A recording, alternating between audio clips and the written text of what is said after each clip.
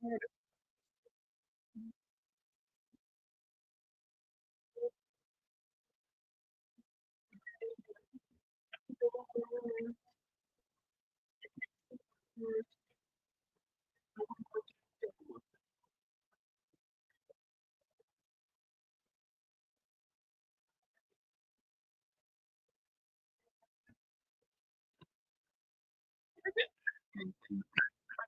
Yeah.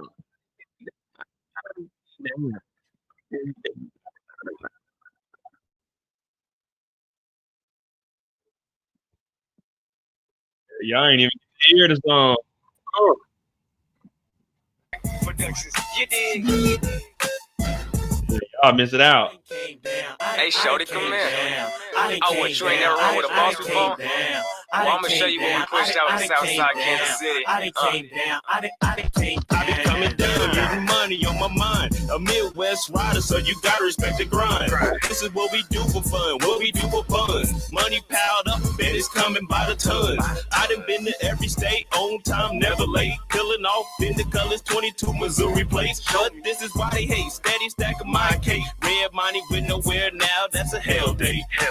Push 'em back, we about to start a riot. Try to short $1, baby girl, don't try it. It really don't matter, anything I can buy it. Stretch mark on my tire, had to put it on a diet. I know you see me, ooh, cool, feel the breeze. I get what I want, never tricked by a tease. You ask for some cash, you better say please. All about $1, here's a stack, count these. I done came down, I done came down. I done came down, I done came down. I done came down, I done came down. I done came down, I done came down. Let me go and break your mouth with my whip game like I whip it to the left and whip it to the right. Old school motherfucker with them damn dual pipes. Throw that bitch, my money maker, spread it cocaine white. I can see why these sucker niggas now wanna fight. Cause my whip game proper and your chick might like. Cause the 12s hit hard like that nigga named Ike. And the 26s get their attention on sight. When I step on the scene, I'm on a different scene. Pop trunk and you probably see 10 different scenes. For some motherfuckers that don't know what I mean. When I pop trunk, you probably see 10 different screens. When Jay hit the scene, it's money over everything. That's why I'm on this as a whip, same color, collard green. When tops hit the scene, the hoes know what's the like. The Delta 88 on 22s, I call them double dice. You did. I done came down, I done came down. I done came down, I done came down. You got Monday mistakes, guys. I done came down. Monday I done mistakes. came down, I done came down. I done came down. My rounds are fantastic. Press a button in the dash, she be flipped like a gymnastic. I done came down, dust the haters off my shoulders. Hit the club in 305s and I ain't talking about no motor. I done came down, sipping on the purple. Rim size higher than the pants on Steve Urkel. I done came down, you haters got me bent. 5 Africans in my car, so there's 5% tint.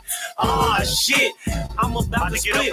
Swung by Atlanta for a throwback Mike Vick. It came with a kick. Now Peter on my ass. Ain't snitch on that nigga, but my case in the past. Been broke is the past, so I'm gon' change over. Last night my car got drunk, so my dogs got a hangover.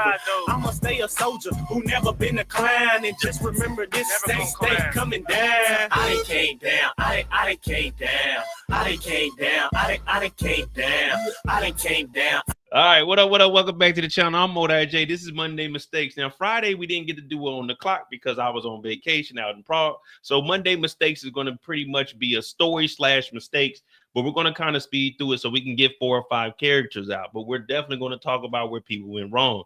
Thank you to Marcus for that $5. That Be Realer flow was fire. This episode was fire. Be Realer could what?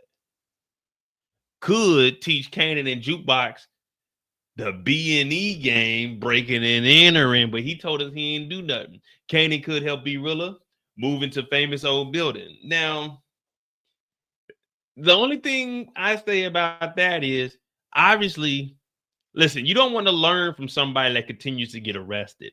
Obviously, the way that they're moving, it isn't going to work. Be Realer slow, we ain't feeling it right now. We ain't feeling Be Realer's flow. Be Realer's flow didn't impress Imani. Now, I didn't get to talk on Friday, but we're going to do it today. Hit that like button, hit that subscribe button. Let me tell you something. You don't take advice from someone that continuously fails. Now, they say failing is a learning experience. It's only a learning experience if you're the one doing the failing. If you continue to fail, all I can do is watch and imitate what you did and hope that it goes for me. I don't actually have that hands-on L. You know what I mean? You got to take your own L's to be able to remold that L into a W. You see what I'm saying? You can't look at someone else's L and be like, all right, this is what I can do. No, it don't work like that. You got to go down your own path. Everyone's path ain't the same. Now, Be Realer moving into Kanan's apartment. Why would Lou go in there and do all of that and negotiate a deal to get money to move into Famous's building? You know how raggedy Famous's apartment building is? Let me ask you guys this. JoJo, we're going to get that Cisco feature. I need everybody to go on my Instagram and tag Cisco on there so we get, him to pick up this remix that we trying to drop. We trying to go on tour 2025, 26. Me and Cisco, the Dragon Tour, the Dragon Bros. No, that don't sound right. 2026, on the road with the Dragon, or keeping the fire like a dragon, or something like that. But anyway, if I was negotiating a deal with Low Street Records, I'm getting my client in a apartment that's at least equivalent to mine or better. I'm not negotiating to get you a $500 apartment where Famous and Kanan live and Unique is kicking in doors. You remember freaking they just got OC up out of here. Well, we thought they were gonna kidnap OC. They just robbed OC. Now, can we trust OC? Does this feel like I gotta ask these type of questions? If you're new to the channel, we gotta ask these type of questions. Do y'all feel like OC backdooring Kanan? We gotta throw this out. This is something that crosses your mind. Is OC playing us? Is OC using us as a joke? OC think this is a game? OC backdooring us? Him and Crystal got something going on? We gotta ask these type of questions. We don't know what's going on right now. We never seen OC until this season. Who is OC? How do you move up the ranks that fast? I can't trust OC. You mean to tell me Unique went over there and ain't whoop on OC? Y'all seen what Unique has been doing? Unique got rid of Sonny and Robert. You think he gonna spare OC?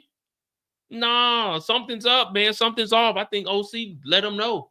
I think OC let him know what he know. No, we can't do that. No. OC is a suspect. We need to put OC on the board. That's what we need to do. We need to come up with I need to get a blank when we put OC on the board. OC's Breeze. Yeah, we don't know, man. We got we're accepting the most outlandish theories. OC might be Breeze. He might be the one to teach Kanan how to move. Or how about Crystal's dad come back and she might be the one? Hell, Crystal's dad might be Breeze's dad. We don't know. We don't know right now, but we do know that OC, no injuries, just pushed down, gave up the dope, gave up the money, didn't even put up a fight. All right, say you guys are the mob boss. Say you guys are Kanan and Mo works for you guys. If I tell you some dude kicked in the door, waving the fofo and robbed us, took the dope and took the money. Now, are you expecting me to fight back or you want me to just lay down and get him everything? You expecting Mo to fight back with my life. So for OC not to have any scratches, I'm looking at OC like it's either you or Crystal that did this back door. What up?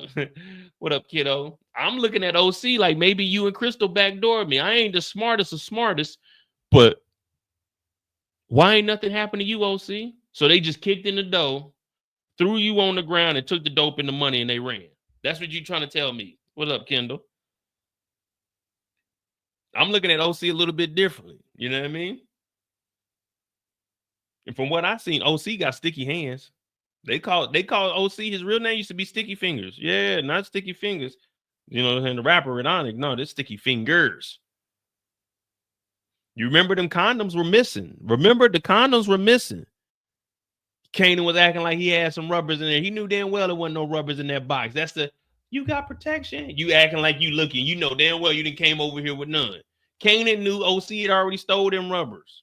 So now we got to look at OC. Did OC steal the dope? Did OC steal the money? Did he set us up? Did Crystal set us up? As soon as we dipped out, Crystal talking about, oh, let's move to a new place. We get robbed that same night. What Kanan say?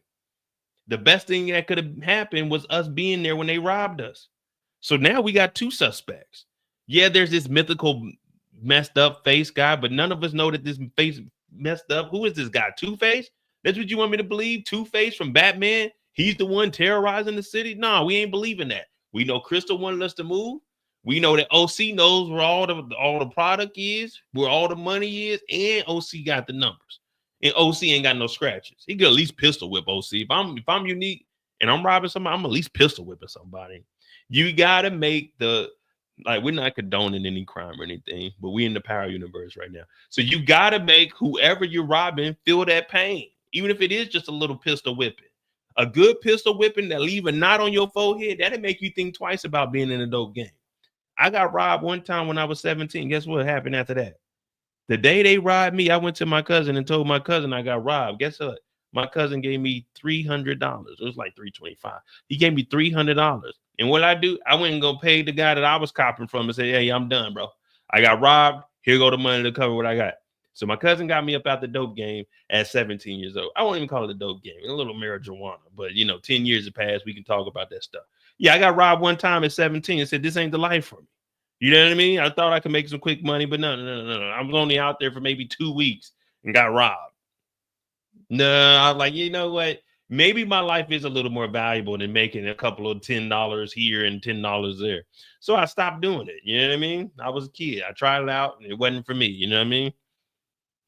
But we don't know who we can trust. We don't know who we can trust. So hit that like button, hit that subscribe button. This is Monday Mistakes. That's just our little intro. Give me a character. We're going to talk about them, but we also going to talk about their mistakes. Put who you believe made the biggest mistake first, and then we'll jump into the characters. Like I said, we're going to probably do 10, 20 minutes, run through what they did this episode, get into some of their mistakes. But who we got made the biggest mistakes, and that's where we'll start at. Who do we have? Now, let's see. Who did what? Unique didn't make any mistakes because Unique taking Damon was a mistake, but he needed that, that extra security, the extra help. Jukebox, obviously. Jukebox got Marvin stabbed. First of all, no, Marvin did not make the biggest mistake. We got to take that back. Jukebox is number one this week. This has been sitting right here on my heart. Jukebox is number one. I'm sorry, guys, but let me take the steering wheel on this one. I got y'all with Marvin number two, but let me get number one off, please. It just crossed my mind. Let me get number one off. We got to talk about Jukebox. We got to talk about Jukebox. Young Jukey Laverne, Thomas, Ganner. We don't know who she is right now, but what we do know is she's a murderer, and she needs to go down for what she did. Not only did she turn her back on our country, the red, the white, and blue, the land of the free, she caught a body the very next week. This is why it's important for you to stay in and fulfill your obligations as an Army soldier. But Jukebox made the biggest mistake because Jukebox went over there for no damn reason. That had nothing to do with Jukey. We need to talk about Jukey. All right, we're going to start with Jukebox, man. Hit that like button. I got a lot to say. Jukebox, we might actually take an hour for you because I didn't get to talk about you this weekend. I got a lot to say because this is unacceptable. Very, very unacceptable. You're dragging everyone down, Jukey.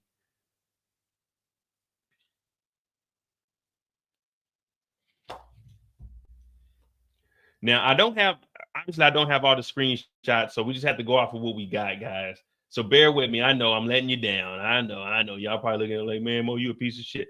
But bear with me, guys. Bear with me.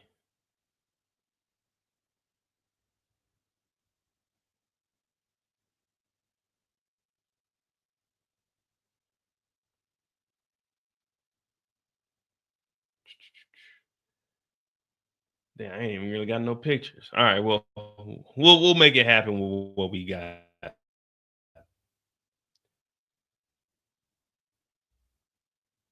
All right.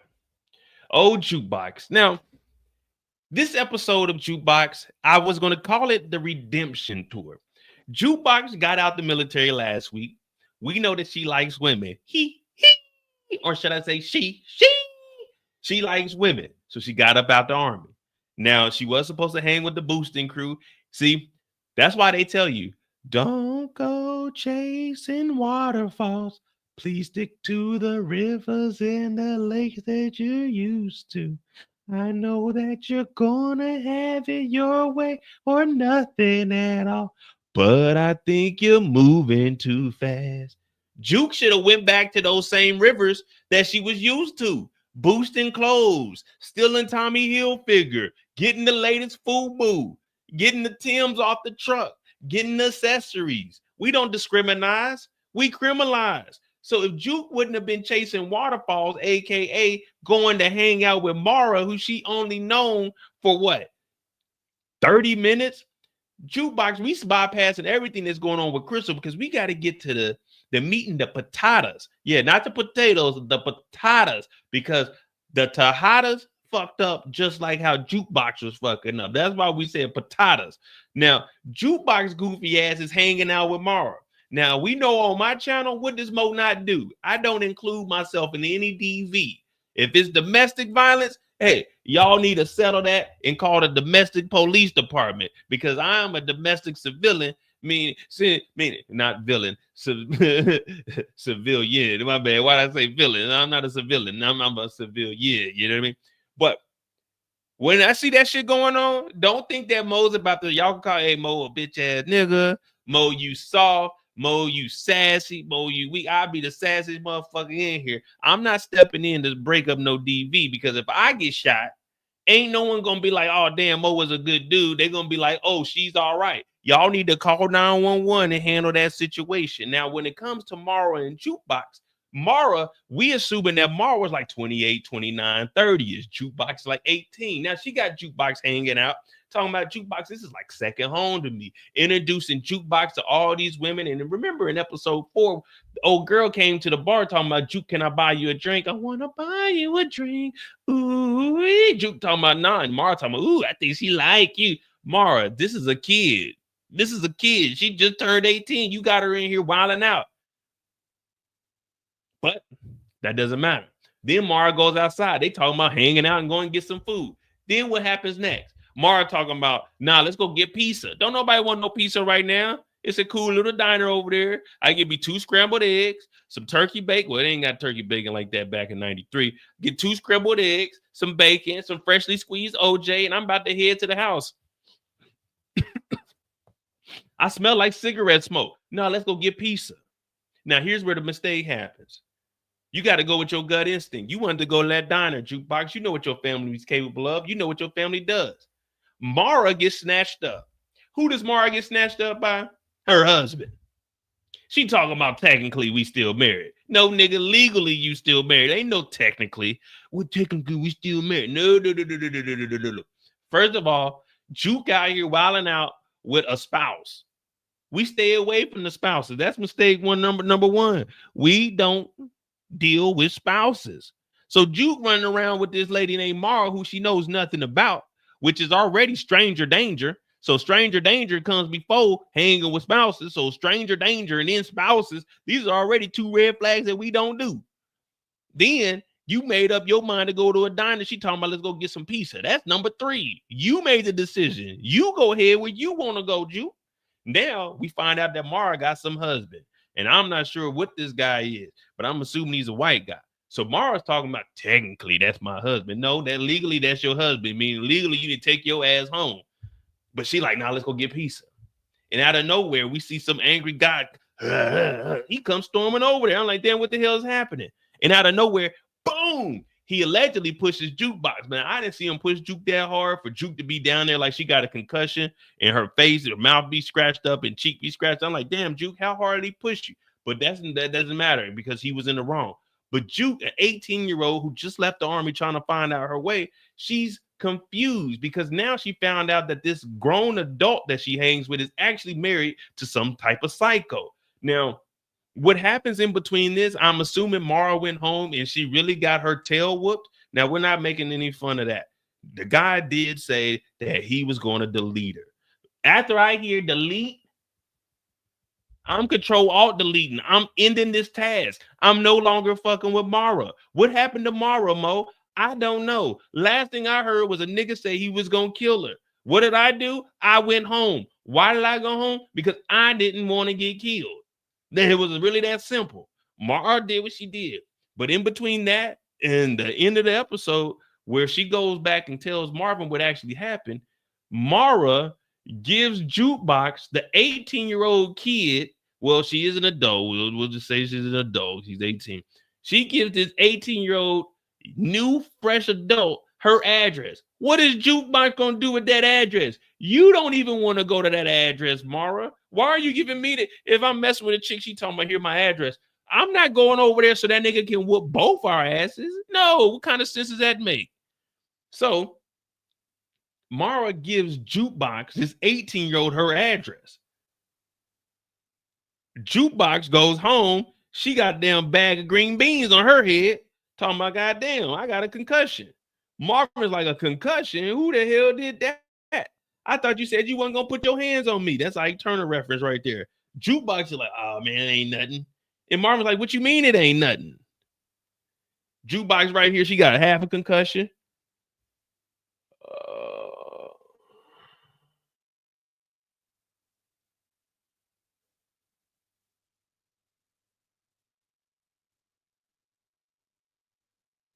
Jukebox, don't go to sleep. You got a concussion, girl. You go to sleep, you might not wake up. Nothing happened.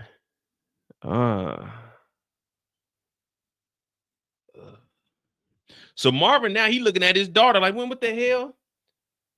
Jukebox just got hit by a freight train. So she laying on the ground.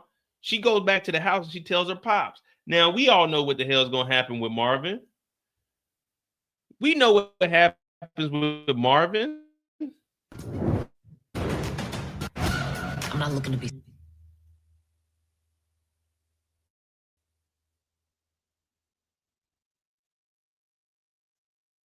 Marvin decides to take Juki over to the house where it happened because some reason the irresponsible Mara decided to give young Juke her address. All right. Let's take a step away. If you are the uncle, if you are the father, if you are the mother, if you are the auntie of Jukebox, and Jukebox comes and tells you what happened, a married woman and her husband and got into it. All we heard was deletion. Are you taking your daughter / niece or whatever you want to call her to you over there? Or are you telling her that has nothing to do with your family? Stay away from Mara. What are you doing in this type of situation? Because these are where the mistakes are. Because this mistake all falls on Jukebox. What were you going to do with that address? Like, let's be sensible here. We're not Marvin. We regular folk. Right now, if that happened, you're like, hey, nah, we're not going over there. He talking about deleting. You can call the police, send the police over to that address, but we not going over there. There's no reason for us to go over there. But Marvin goes over there. And guess what happens? Marvin is winning at first because Marvin is fighting an unarmed man. Now, when the game changed, and old boy had that knife. And old boy had that knife. Wasn't nobody saying go Marvin at that point. When Marvin got stabbed up, what was your thought? Like, damn, Jukebox got to do something. This body would have never dropped if Jukebox wouldn't have been fucking with Mara. Nobody in my family is like, hey, we're going to go handle that. Mara's situation is Mara's situation. Her and her husband, they're going to have to figure that out. They might have to squabble it out. She's going to have to go get help somewhere. Jukebox is 18. I'm not going over there. That's my daughter. I'm not going over there. You stay the fuck away from Mara. Don't go to that damn club no more. You see shit can get ugly quick. What they got going on is what they got going on. But this is Jukebox. See, Jukebox thinks she knows everything. And see, now we're getting somewhere. We're pulling back the layers. Jukebox thinks she know everything. Jukebox thinks that she outsmarted the military police, which wouldn't have happened in real life. She thinking she good. Since Jukebox didn't outsmarted her homeboys from getting back into the boosting game, she thinking she good. Since Jukebox and Crystal squashed their little beef, she thinking she know everything. She thinking she good. See, Jukebox said, I can dream when I sleep, knuckle. Jukebox thinks she got it all figured out. See, when you're a young teenage boy, our parents call that smelling ourselves. And right now, Jukebox is smelling herself. So she done sent Marvin over here. Marvin done got cut the hell up. And guess what Jukebox had to do? Click, clack, pow. Catch a body. Jukebox didn't call a body. The biggest mistake. Jukebox didn't call a body because we know what happens in the trailer. Since the trailer dropped and I did the What's Next video, we hear her sitting down with Mara. So we already know that Jukebox is yapping. That's why we know Jukebox eventually becomes police, because we realize at an early age, Jukebox has a loose tongue. Jukebox is giving away information to Burke. Now, it wasn't enough to, indict anybody, but it was some information. Jukebox with the whole little Nikki thing. Now Jukebox with the Marvin situation. Jukebox with the damn military. Jukebox is really getting a lot of fucking federal goddamn contacts coming towards the family. Contacts coming towards the goddamn family. This is on Jukebox. This is on nobody else but Jukebox hanging out down at the goddamn, what they call that? The juke joint? Jukebox at the juke point. Juke joint. Yeah. No, we can't let this slide. This is on Jukebox. Jukebox called a body. They run about the building. She talking about, go. First of all, I'm not going anywhere. I didn't shoot nobody. You need to go.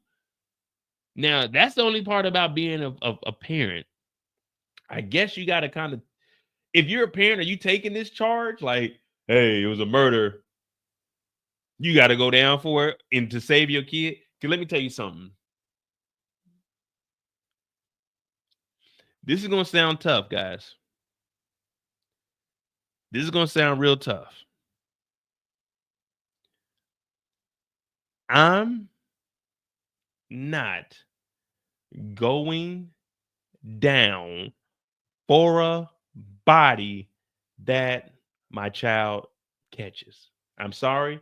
Maybe you guys are better parents than me. Call me a horrible dad, but I'm not. All right? I didn't do it. I'm not going to jail for it. Is it like a traffic ticket? Okay, I could take a little moving violation, a parking ticket. I could take that hit, but I can't take a body. That's one thing I can't do. I got morals. The good Lord put me on this planet to live my life out on the other side of the bars, not behind bars, in front of the bars, not behind. So I'm definitely not going. Also, Juke didn't send Marvin. How did Marvin know where this guy lives? Someone tell me, how did Marvin know where this guy lived? Someone tell me, how did Marvin get the address to Mara's house? Marvin knew who Mara was? Someone tell me, how did Marvin get the address? Because I was watching it off my phone, so maybe I missed out on something. Maybe I didn't hear that Marvin knew Mara. How did Marvin get this address over here? How did he find out where Mara lives?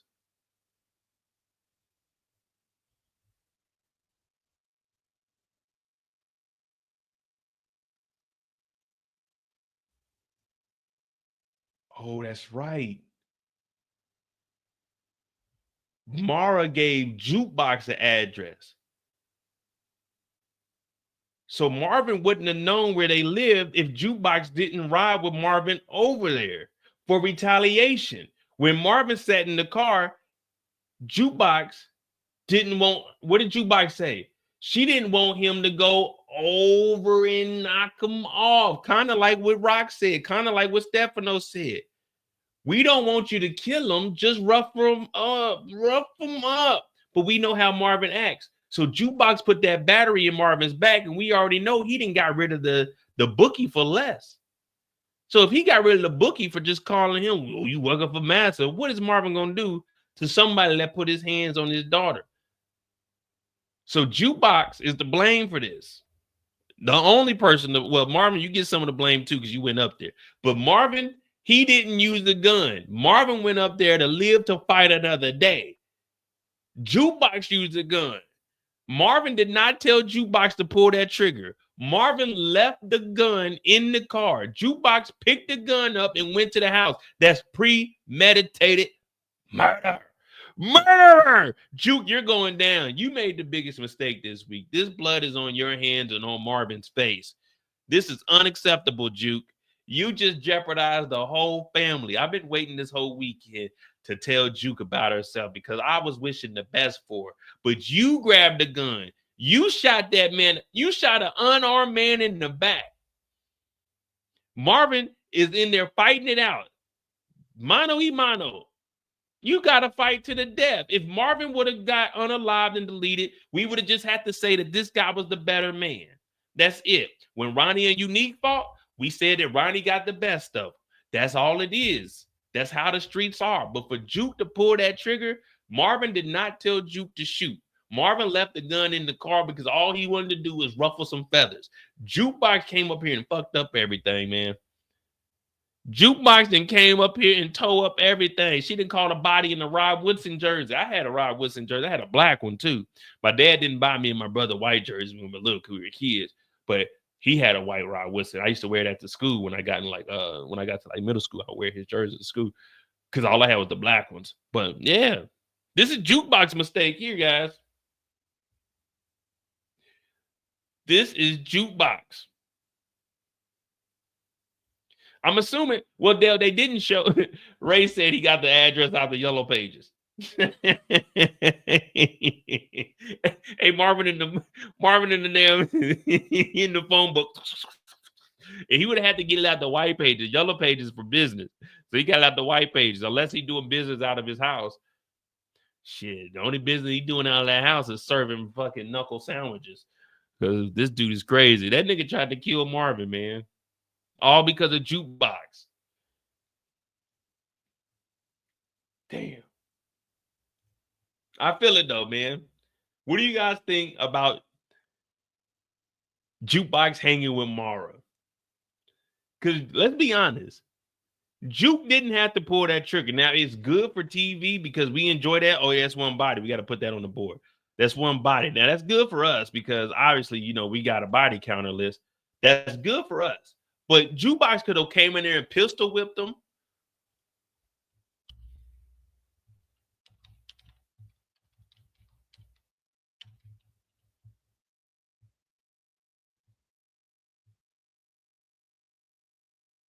Aaron, Mara's husband, Aaron, he was a veteran. He probably had PTSD too. And Mara just didn't know.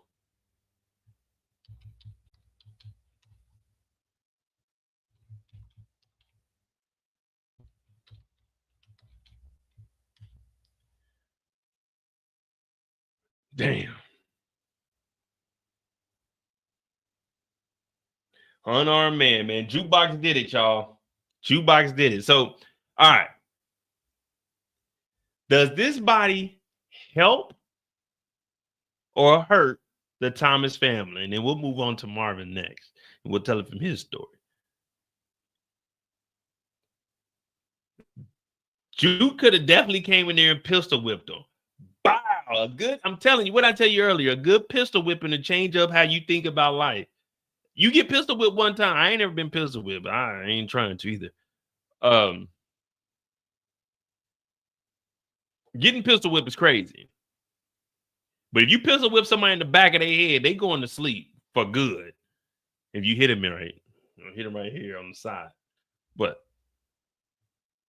Jukebox didn't call the body, man. That's really the mistake. Her and Crystal, they squashed their beef. Oh, we can remove early Tyler because it's Purcell. Vernon Stark. We can remove that too.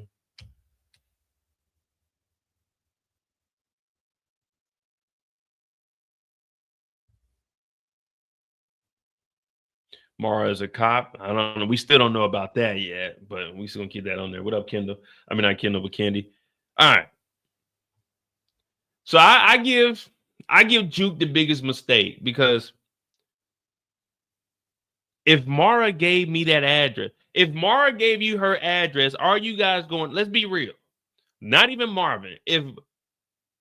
Would you be asking Mara, why are you giving me your address? Why are you giving me your address? Why are you giving me your address when this nigga is whooping that? I'm never coming over there to hang out. I'm never coming to pick you up. I'm not doing anything that deals with that house if I know that there is a stone cold killer over there. This nigga in public talking about deleting people. I'm not hanging out with you, Mara. I don't even want to go to the club with you no more. You got a whole husband at the house. And you over here at the she nights. No, hell no. What we doing with Mara's number? I mean, we not going over there. We not calling her.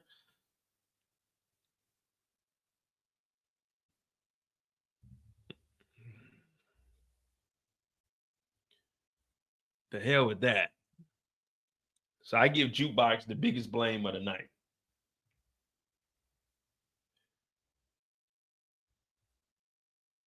We'll switch it up. We'll go to Rock next. No. We'll do Kanan's story. Kanan or Lou? I'm trying to think what Lou had going. Oh, Lou. Yeah, we'll do Lou's story. We'll do Lou's next.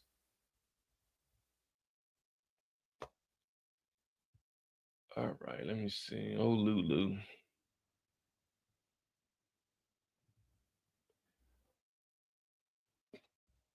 I think Lou is doing all right now, man. Lou's making a way.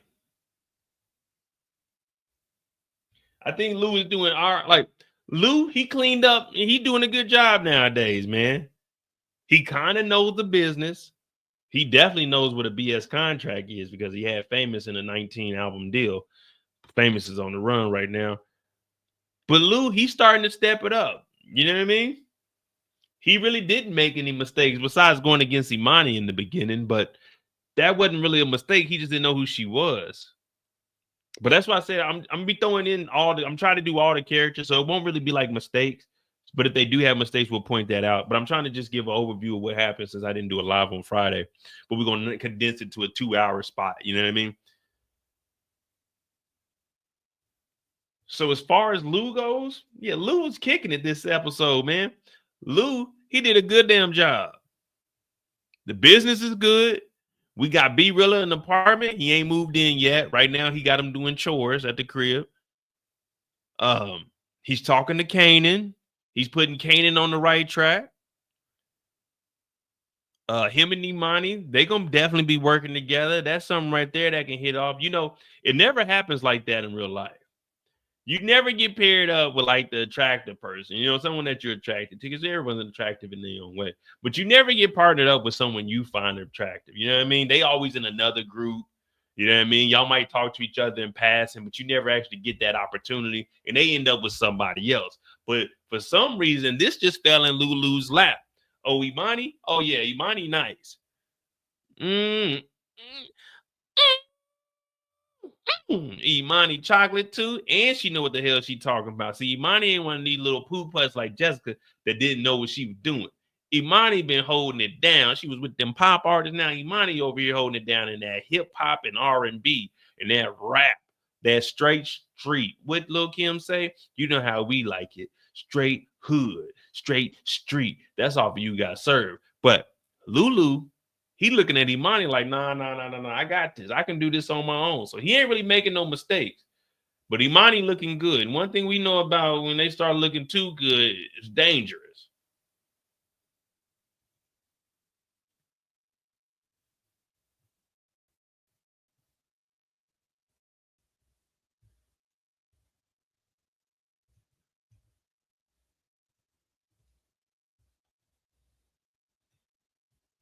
Nah, man. Lou don't discriminate. Lou go for anything that's attractive. Lou feeling her. He just don't want anyone stepping over his boundaries. Lou feels like he's supposed to be running all of low life. I mean, rightfully so, though. If we being honest, he is supposed to be running low life. That's what he signed up for.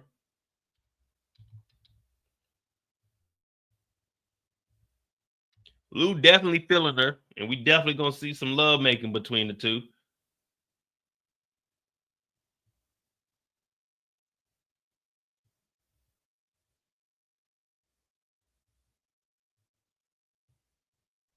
Now, what the hell is happening on my computer? Hold on, give me a second.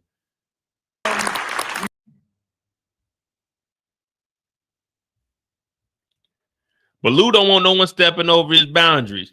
And he's keeping B-Rilla working. That's the main thing. The moment B-Rilla gets stagnant, That's when everything goes to the shitter. Everything hits the can, man. You got to always stay working. The moment you start working is the moment you lose everything. Now, we know Famous is on the run. So he asked Kanan about that. Kanan like, nah, I ain't never seen him. He gone.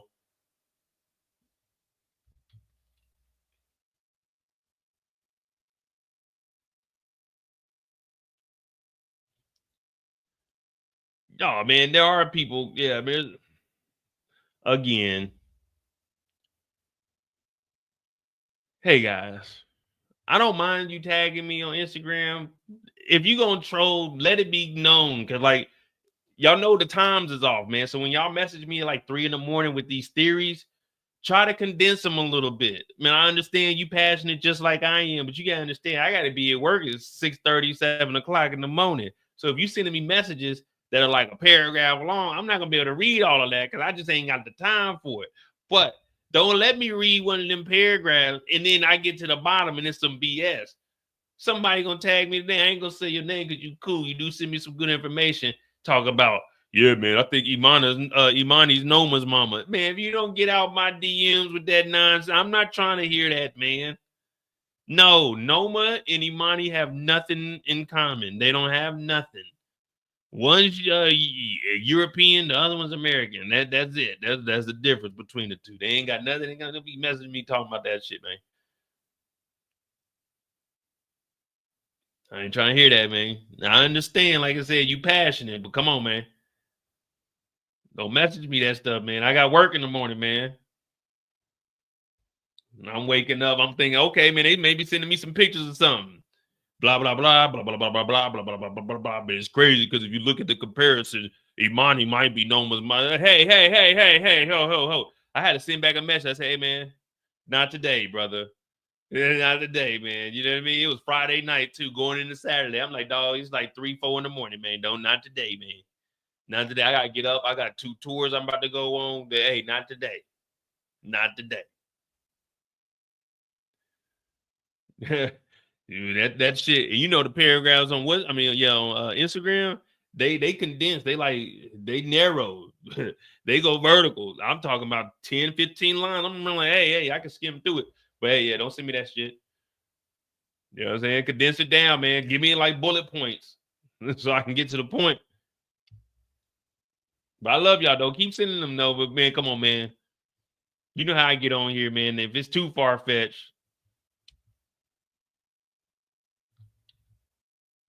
But, yeah, Lou ain't really making any mistakes. He got Be Realer cracking. Be Realer's getting a new song. Imani does show up. They negotiate with, what's his name? Lowell.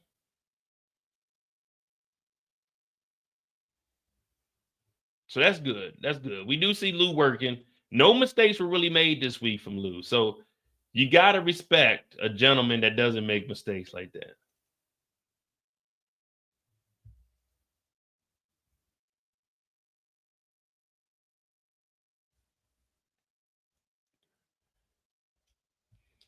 Yeah, I think, all right. Do you believe that Imani is going to be good for the progress of our boy, Lulu? That's the question. Because Imani's going to be doing the management. Well, not the management, but like the marketing. She's going to be putting together all the campaigns. She's going to be the one going out to the radio stations, making these connects, setting up these interviews, basically overseeing the project. Lou has control, but she's just overseeing it from the actual record label. Like, all right, if we're going to put the money into it, that's her job. Lou would decide what music we're going to do, how we're going to produce it, what direction we want to go in with the music. But when it comes to the budget, yeah, she's not going to oversee the budget for the actual music, but how we placing it in the marketing, that's going to be Imani. She got the connection. See, Lou don't have the connection yet. Lou is just working off of pure talent. Right now, they just heard his beats. They know Streets Need a Body. They know 411. They know that Be Realer is out. So now it's her job to turn Be Realer up. They said they got to repackage them. Sometimes you got to pop out and show. If you go back and watch, there's a Cocoa Puffs video on YouTube. I watched it yesterday. It's like an hour long. Pretty good, though. But they were talking about the history of the Cocoa Puffs. Sometimes you got to rebrand. Sometimes you got to rebrand, and that's what Imani's here for. And I like her. I like her a lot. DeMarcus, thank you for that $5. Lulu and Imani need to converse about Jukebox or Crystal being recruited as a solo artist. See, I thought that. I was thinking Lou might bring one of them in to do some vocals or something. Now, Juke, obviously, we know Juke didn't call the body. She can't be involved in this. Crystal, I don't. If we're being honest, this is going to sound bad, but it's the truth. The path Crystal's going down, the only thing Crystal's going to be able to do in life is mess with dope boys, athletes, or actors.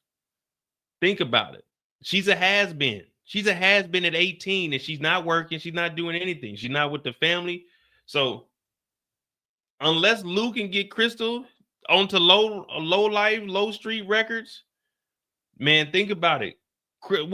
Someone tell me what's Crystal's future. We're going to talk about her in a little bit in Kanan's story, but what's her future? The only thing Crystal has going for her is she's dating a dope boy. If Kanan get popped, Kanan go to jail, it's over with.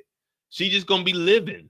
She ain't going to be able to afford the apartment. She going to turn into Unique's girl. She going to have to move back in with the mom. The only problem is when she move in with the mom, Dick Hands is in there. She don't want to be around Dick Hands because the situation get a little sticky. Now, we not cracking jokes or anything. We just talking about what's going on in the show. So Crystal's trajectory, she's hit that plateau. This is it. This is the highest she's going to get is Kanan unless another dope boy comes and sweeps her up. But that's going to be rare because they're going to know that Kanan was soft if Kanan get robbed again. So this ain't looking good for Crystal. The only thing she can do is go talk to Lou. Like, what's up? You give me a semi-solo deal, I could be the the second female artist because he did already have an artist. But she ended up getting popped. So would Crystal really want to work with Lou, knowing everything that goes on in this family, knowing that someone may have mentioned Zia's working with Lou and ended up getting popped because she was in the middle of all that nonsense? Oh no, that's a risky situation. First of all, fucking with a Thomas is worse than fucking with a Tejada. Because when you with a Tejada, you know that they're gonna double cross you. You know for a fact that they're gonna double cross you. The only thing about messing with a Thomas, you don't know when they're gonna double cross you. You know for a fact, hanging with the Tejadas, at some point they're gonna get you. You pretty much can tell when you mess up, they're gonna get you. But when you mess with a Thomas, it's just when. No one knows when they're gonna cross you because with Rock at the helm, oh, it's over with.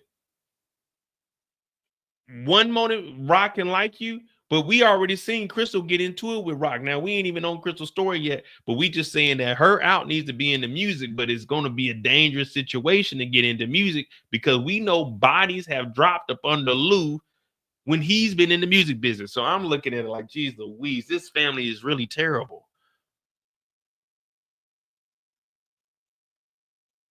This family is really messed up. But that's what we like, guys. Hit that like button, hit that subscribe button. Lou pretty much didn't make any mistakes. Him and Imani, we got to see how that plays out. B really need to get in that booth, start rapping a little more. We need to hear some more flows. We need to see if it's believable. Also, we know that B Rilla is going to potentially be robbing Lowell because we know that there's a bag of money at the house unless Lulu takes that opportunity because Rock gets a little desperate and needs that help. But other than that, Lou did a good job. Lou got B-Rilla up and working. Lou talked to Kanan about Famous. So Lou, he's flying up on the radar for now. But remember, this is a Thomas family. It's only a matter of time that the Thomas family is going to mess up.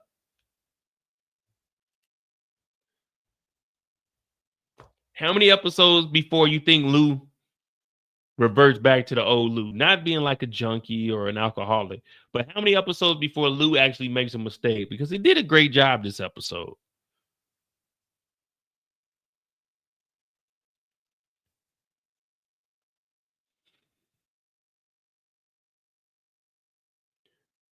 I think we can all agree Lou did a good job this episode. He held it down. He stood his ground too. Now, Lou didn't back down. When Lowe was in there, he said, "No, I'm supposed to be running this, man. This is me. Big Lou, not the little one. Not Lou. Lou. Not Lou like L-E-W. You know what I'm saying? Uncle Lou on YouTube. No, not Lou. It's Lou. Big Lou. You could find May in St. Louis Way. You know what I mean? That's what we talking about. What up, Delicious? Portugal was good. All right. Portugal. I'm not Portugal. Prague was good. It was real good. Like I said, my favorite part of Prague was the military bunker. That was probably my best experience. You know what I mean? That was probably my best experience. My dog Trill, he hit a one-handed fadeaway. I tried to dunk. Man, I missed the whole dunk, man. The little kids were laughing at me, but then my dog Trill hit a shot. All right. So hit that like button, hit that subscribe button. We got Lou, we got Juke about the way. Lou didn't make any mistakes. Juke, I'm saying, made the biggest mistake by catching that body.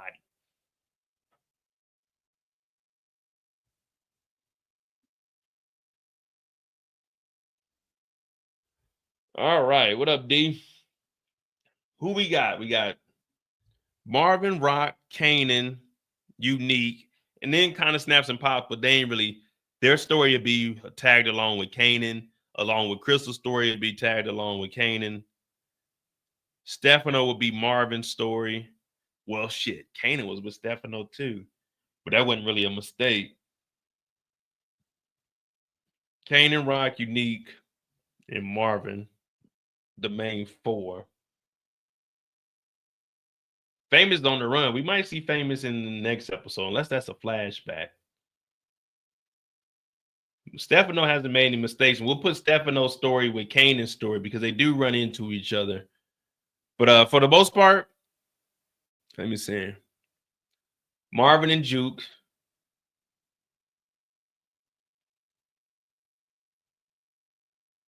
Rock. Unique did go in there and tear up the place. So we got 6 bodies. We definitely got, we got 1, 2, Sonny and Robert.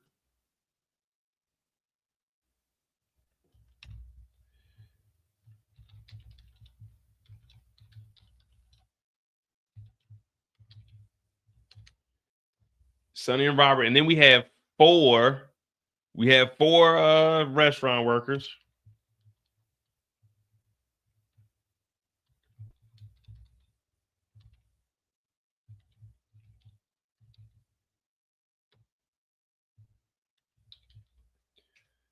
And then we got Jukebox. So we had 7 bodies this episode?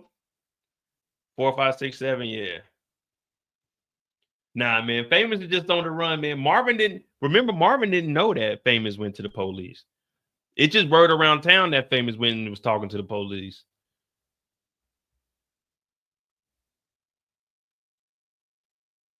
Oh, yeah, shit. Then we got Damon's body.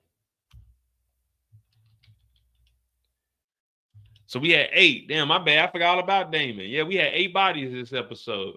Because it was the guy, it was the 2 workers, the guy behind the desk, the guy in the forklift, the 2 guys that were behind the barrels, and then one of the guys shot Damon. Unique ran up out of there because the guy that was shooting at Unique last caught Damon. So we got 5 people in there. Unique caught the 2, and then Jukebox caught the 1. So we had 8 bodies that episode. All right. I counted 4. I mean, we can go back and do it right now. Give me a second.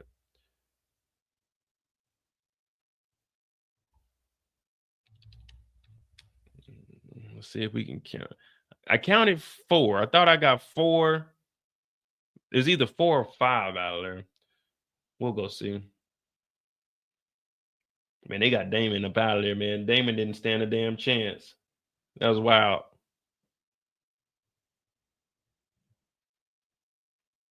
Good action, though. Definitely what we needed because we were behind on the power scale. You know what I mean? We definitely needed a little more body. Yeah, I counted 4 bodies in the warehouse plus Damon makes 5.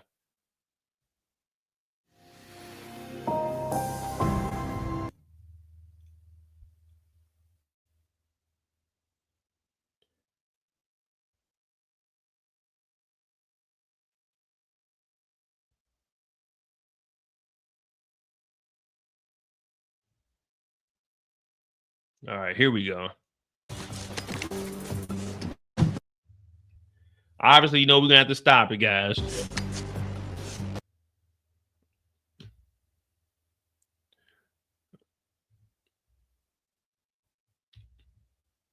Here we go.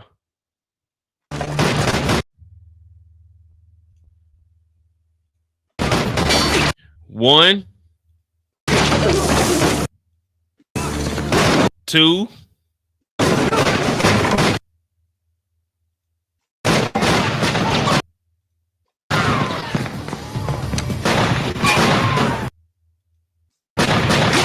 3,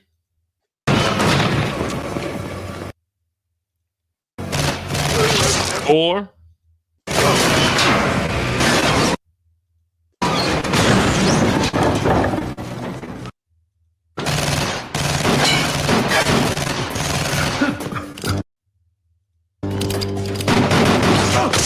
5. Oh, so he's right. I just forgot about Damon.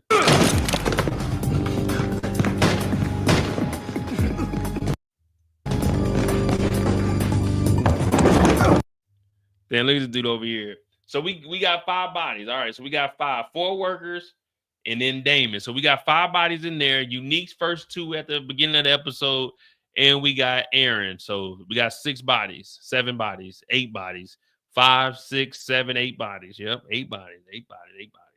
All right, so we got 8. Aaron, Sonny, and Robert, 4 workers, and then Damon.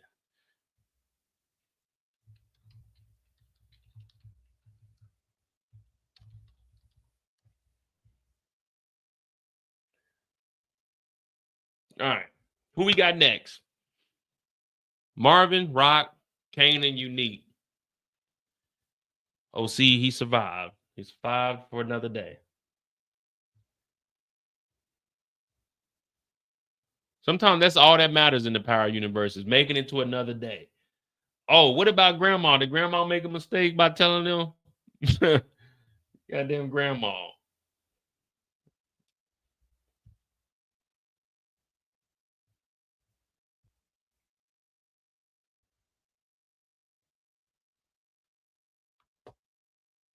What up, Dreadhead? We just trying to figure out what the hell Rockton did. I ain't gonna lie, man. Team Joyce, man. You always saying that, DeMarcus. I can't wait till you can't say it no more. I'm gonna be honest with you. I can't wait till you can't say it no more. All right, so we're gonna bring up Rock next. I ain't gonna lie to you, Rock was looking good though. You know what I mean? Rock was looking.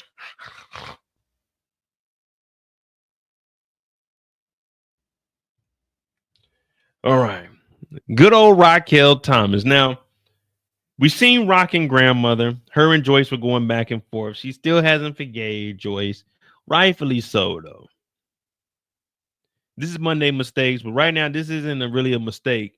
Well, it is a mistake because this is the last time you're going to see your mom. Now, I mean, it's just, you know, people have their own way of grieving and everything. And she's really just hurt because of the way that she was brought up, not knowing the struggles that her mama may have went through. But that's where we come up with, you got to fight your own demons. Joyce had her own story. Remember, Elijah was a Rolling Stone. We found out Elijah was actually a bum. You know, when we actually did a deep dive, Elijah was really a bum. They tried to make him a hero, but no, he was bum fighting, man. Marvin was going with him like he was fighting for rocks. You know what I mean? He left the family. Elijah wasn't really like that, man. I'm sorry, Lou and Marvin. I don't mean no disrespect to Grandpa or to y'all pops, but Elijah was a bum. Joyce was a bum. We got to be honest. Joyce was a junkie. Marvin had to take over when they was 13, and then Marvin got onto that stuff because that's all he knew. Then Rock, she got in the game. She got with darn what's the name before he got locked up, which we think she told on him, and then High Post came around, which we think she was telling that he got mocked because of her. Then she had the baby by a police officer who she had to go and mop him up out of here. So Rock ain't no better than Joyce. If we being honest, Rock ain't no better than Joyce. We love Rock though. Rock smell good. Rock look good. Sometimes Rock don't make good decisions, but we rock with Rock. It's 4 seasons. We don't give a damn. We committed now. We like, damn, Rock our girl. If Rock can't do it, nobody can. That's how we feeling. And rightfully so. It's just Joyce. She didn't pop this up on us talking about she got cancer, thinking that this is going to make everything better. Nah, Joyce, it ain't even like that. We've been doing this on our own for the last 25, 30 years. While you've been sitting around, we've been taking care of you. Who keeping the bills on over here paid? We are. Yeah, we may not talk because look how you act, Joyce. And now you think you just gonna pop this up on us. So I'm standing next to Rock, like, no, I'm with Rock on this one. Joyce, you wrong. Joyce, you a damn junkie. I can smell the sin on you now. Talking about you went to church. Yeah, okay, you went to church, all right. Talking about PJ, man. Hell no, Joyce. We ain't falling for the okie doke. You think you can fix this over some collard greens and cornbread? That dry ass chicken we had wasn't moist at all. Hell no. Looked like you got it from KFC and just dumped it out the bucket talking about his home fried chicken. Yeah. With the KFC recipe, you ain't get in the kitchen and put that shit in the damn Ziploc bag with the flour, with all the seasoning, and then threw it on the stove. You ain't do that, Joyce. Look like you went to KFC and got the big bucket and just got us all breasts and thighs. Sometimes we want some legs and some wings. We don't want the breast and thigh combo all the time, Joyce. You're not getting away with this. So Rock has the right to be mad. Who wants to sit around and eat breasts and thighs all night for dinner? Man, I want a chicken wing. God damn, Joyce.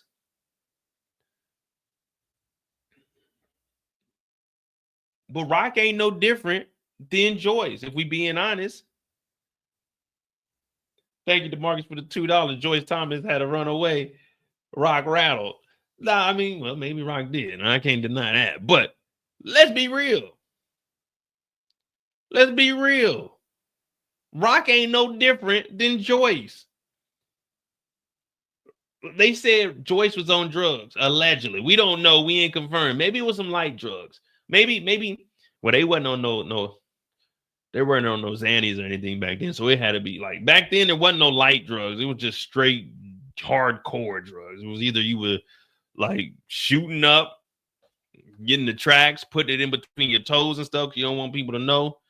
Or you in there snorting. Like it was only hard drugs in the early 90s. It wasn't like no soft drugs, like doing like some shrooms or just smoking a little bit of weed. You had to get towed up. Like back then, you got towed up. You know, there was never, I'm just trying to get lit. You know what I'm saying? I'm trying to get a buzz. Back then, there was no such thing as lit or a buzz. That's a new age thing. Back then, it was toe up. The drugs you took back then were guaranteed to tear your ass up. And if they didn't tear your ass up, that proved that you was a full-blown junkie because that shit is 2 steps down to even get you toe up. That shit gave you a buzz, gave you the little light head. You hit a vape pen or something. Ooh, I'm a little lightheaded. If the drugs in the 90s and the 80s were doing that to you, you was a junkie. That's it. But Rock ain't no different. And we ain't going to let that just go by.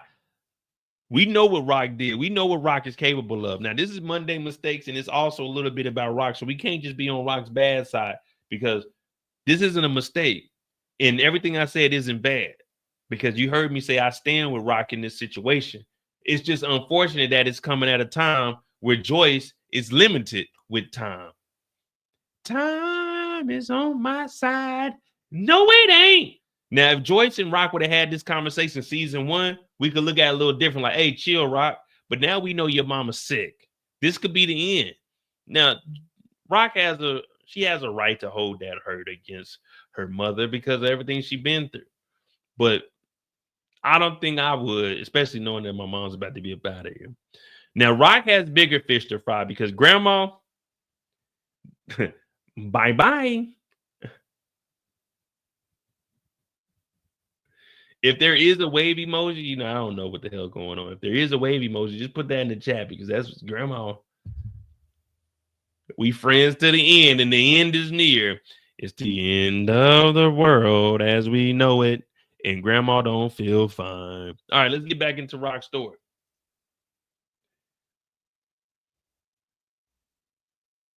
Now, Rock is making some boss moves.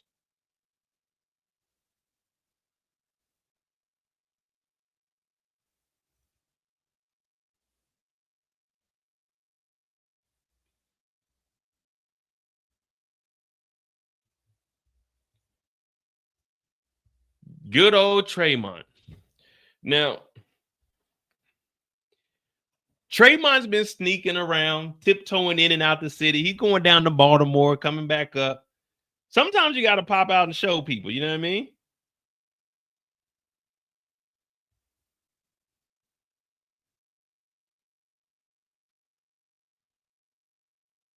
They end up catching Trayvon, and they scare him. Now, I ain't gonna lie. I thought that they was about to go ahead and with Trayvon still being alive and giving up that information. Exactly. That's what I was going to ask.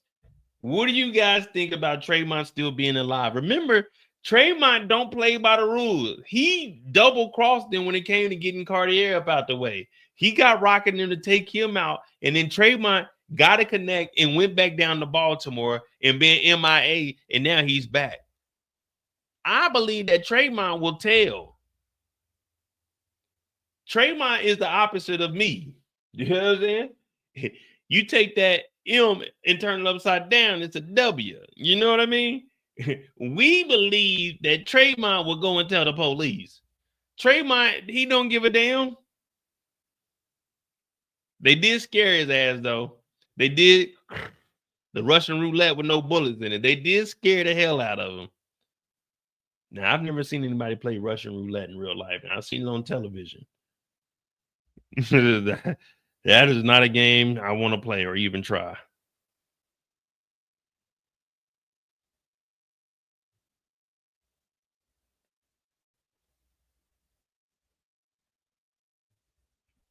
But they left him alive, man, and this is bad. They should have went ahead and knocked him off. But Rock does go and talk to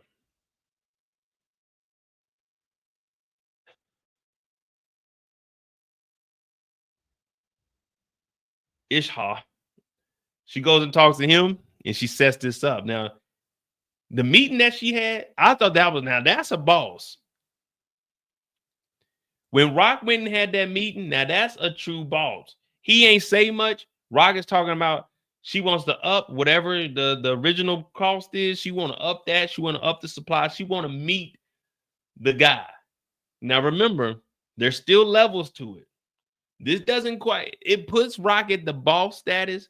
But one thing you know about companies, there's a difference between the boss, the CEO, the COO, the CFO, and the owner, the president.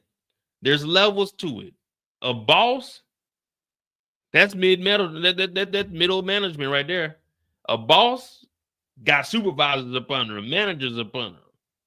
The owner got everybody up under him, unless you like in a publicly traded company, and then obviously you got the board, and then whoever has the majority of shares, they got the most power. If you got 51%, then yeah, you got full control. It doesn't matter what the CEO or anyone else says, because you got full control of the board.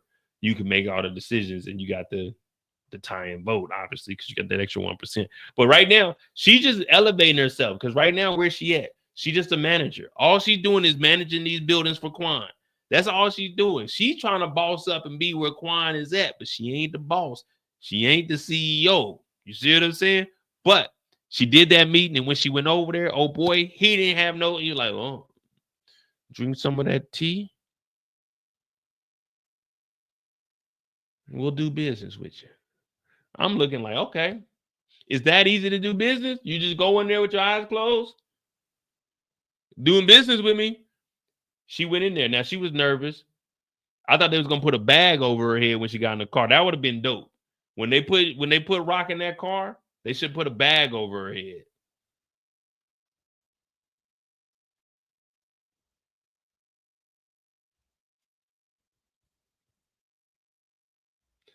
Now, I like when the ladies, when y'all can slick y'all hair back like that. I like that. Yeah, I like that. That's real slick right there. Not an imperfection on her face anywhere. She knew that this was the meeting. They told her to come back by yourself. She came back the next day. They took her through the kitchen and out that back door. Typically, that's only designated for people that they about to delete. She went in there. I know she's nervous. She was trying to, you know how you trying to be before you walk up to a car, you're trying to see who in there. She kind of trying to like kneel down a little bit so she can see if anyone's in that back seat. Make sure it ain't a setup. She was scared as hell. She was scared as hell. If it was me, I would have been the bucking back there. I ain't gonna lie to you. I would have been nervous as hell. I'd have been the bucking. I would have walked out that door and seen that there was a car back there. I said, oh man, they about to kill me. They about to throw me in the trunk of the car. Hell no. I ain't going out like this. Fop, fop, fop. I'm letting it loose, man. Driver catching it. Hazif, I think his name is it Hazif? I forgot what they said his name was. He catching it too. Everybody. I'm nervous as hell. She nervous as hell. She got that slick ass ponytail. You can see she was sweating in there too, man. She was sweating when she pulled up. Luckily, the car had AC.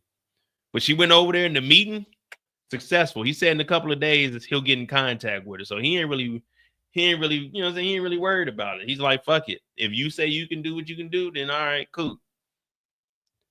Now,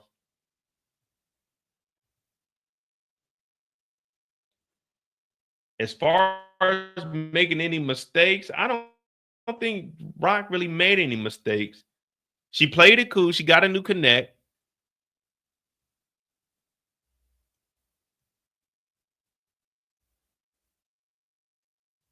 Who wore it better, Rock or Diana? Oh, yeah, Rock. Diana got the new school, man. She got all the extra products.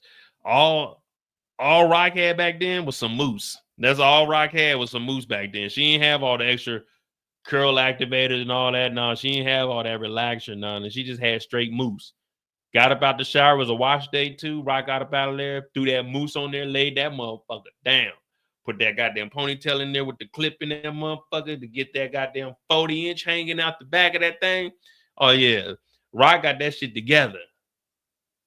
Rock got that shit together. I'm talking about she got it together so good, the feds came over and talked to her. Hey,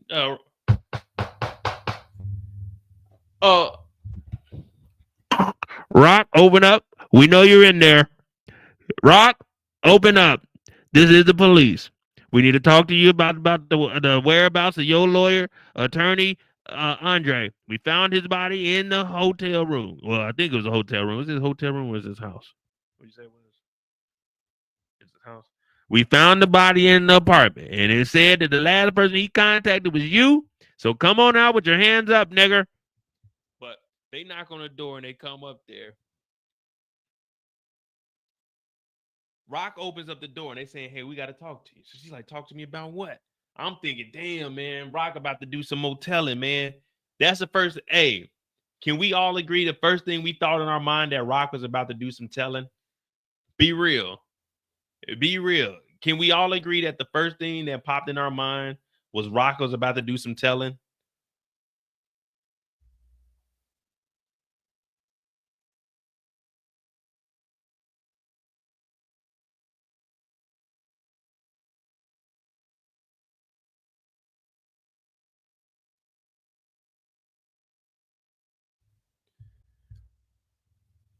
The first thing I thought was, damn,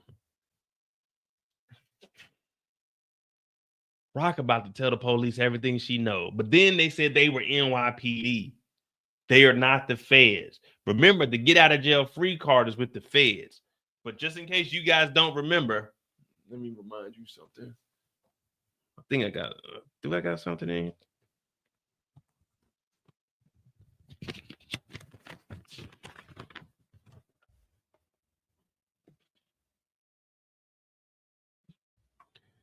We know that Rock has talked to NYPD several times, and Andre is unalived. And guess what Andre just told Rock the episode before this, before he's unaliving? The feds are watching Stefano. So if the feds are watching Stefano, that means NYPD is watching you, Rock.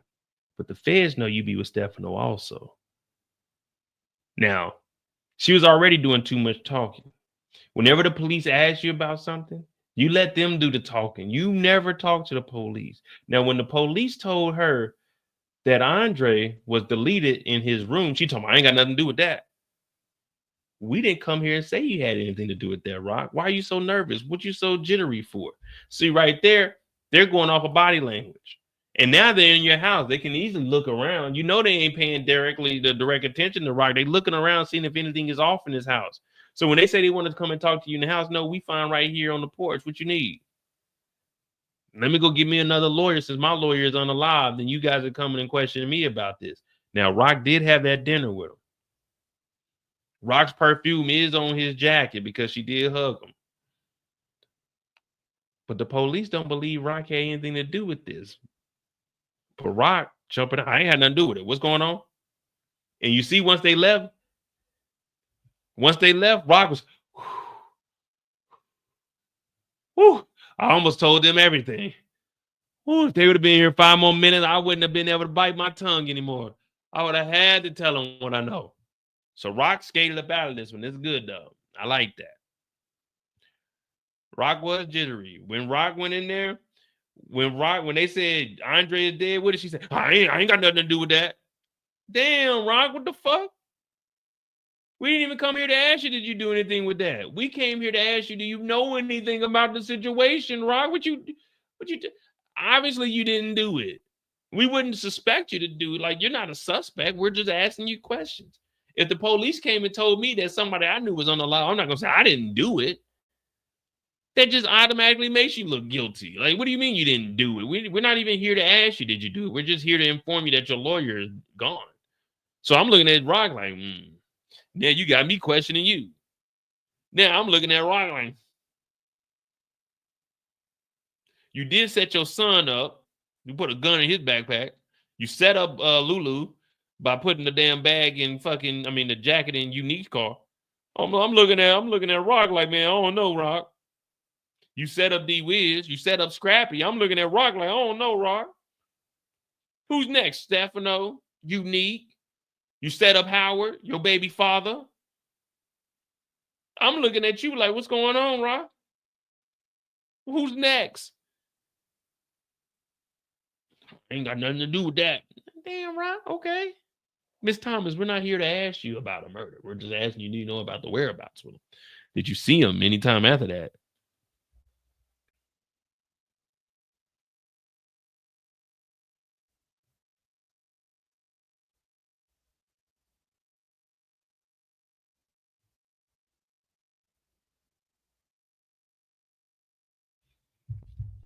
All right, but Rock held it down. She didn't give up any information.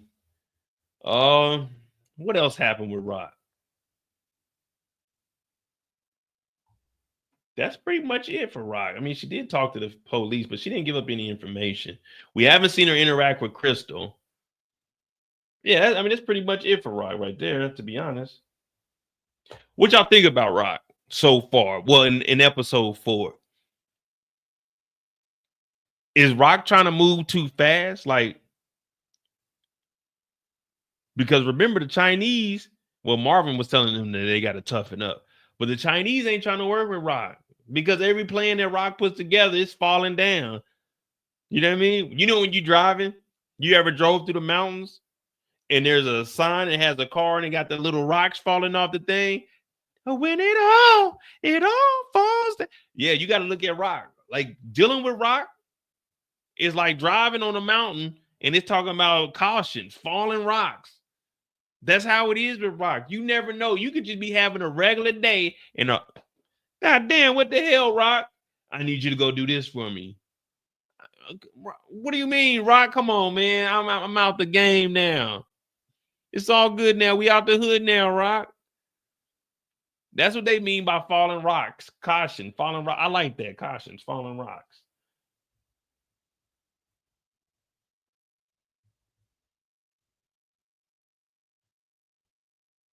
I need to start putting these on shirts. Hey, if I see any of you fools with a caution falling rocks, man, I'm on your ass. That's my shit, man. That's a new segment, guys. We got every week I'm gonna make a video, caution, falling rocks. Whenever Rock gets somebody into some there we go, caution, falling rocks. And we can carry that over like a Monday mistakes, but that'll just be a video that I made. Caution, falling rocks. And that'll be for any time someone puts you in a situation that you shouldn't be in. Caution, falling rocks. Okay, I like that.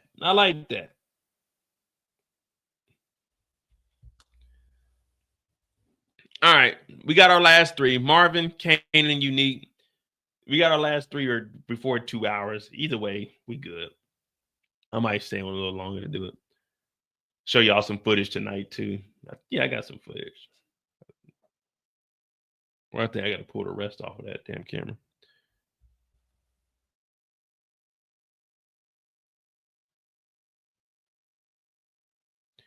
All right, hit that like button, hit that subscribe button. We got 60, 70 people in here total, Twitch and YouTube. All right. Yeah, hit that like button, hit that subscribe button.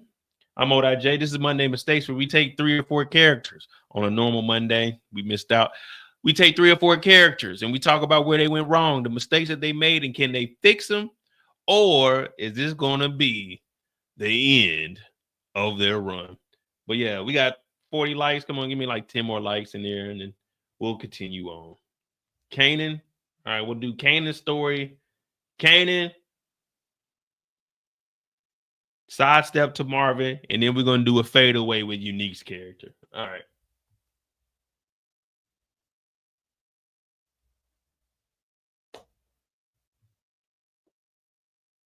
I'm trying to think, what did Kanan have really cracking this episode? No. I'm just saying it's caution, falling rocks. You know what I mean? Like, you about to go do something and Rock hit you upside your head. Like, oh, shit. What you want, Rock? We know in the trailer, she telling Marvin, you need to go handle some business. She told Marvin to go handle the nephew. She's always putting niggas in. Oh, come on, Rock. Don't do this to us.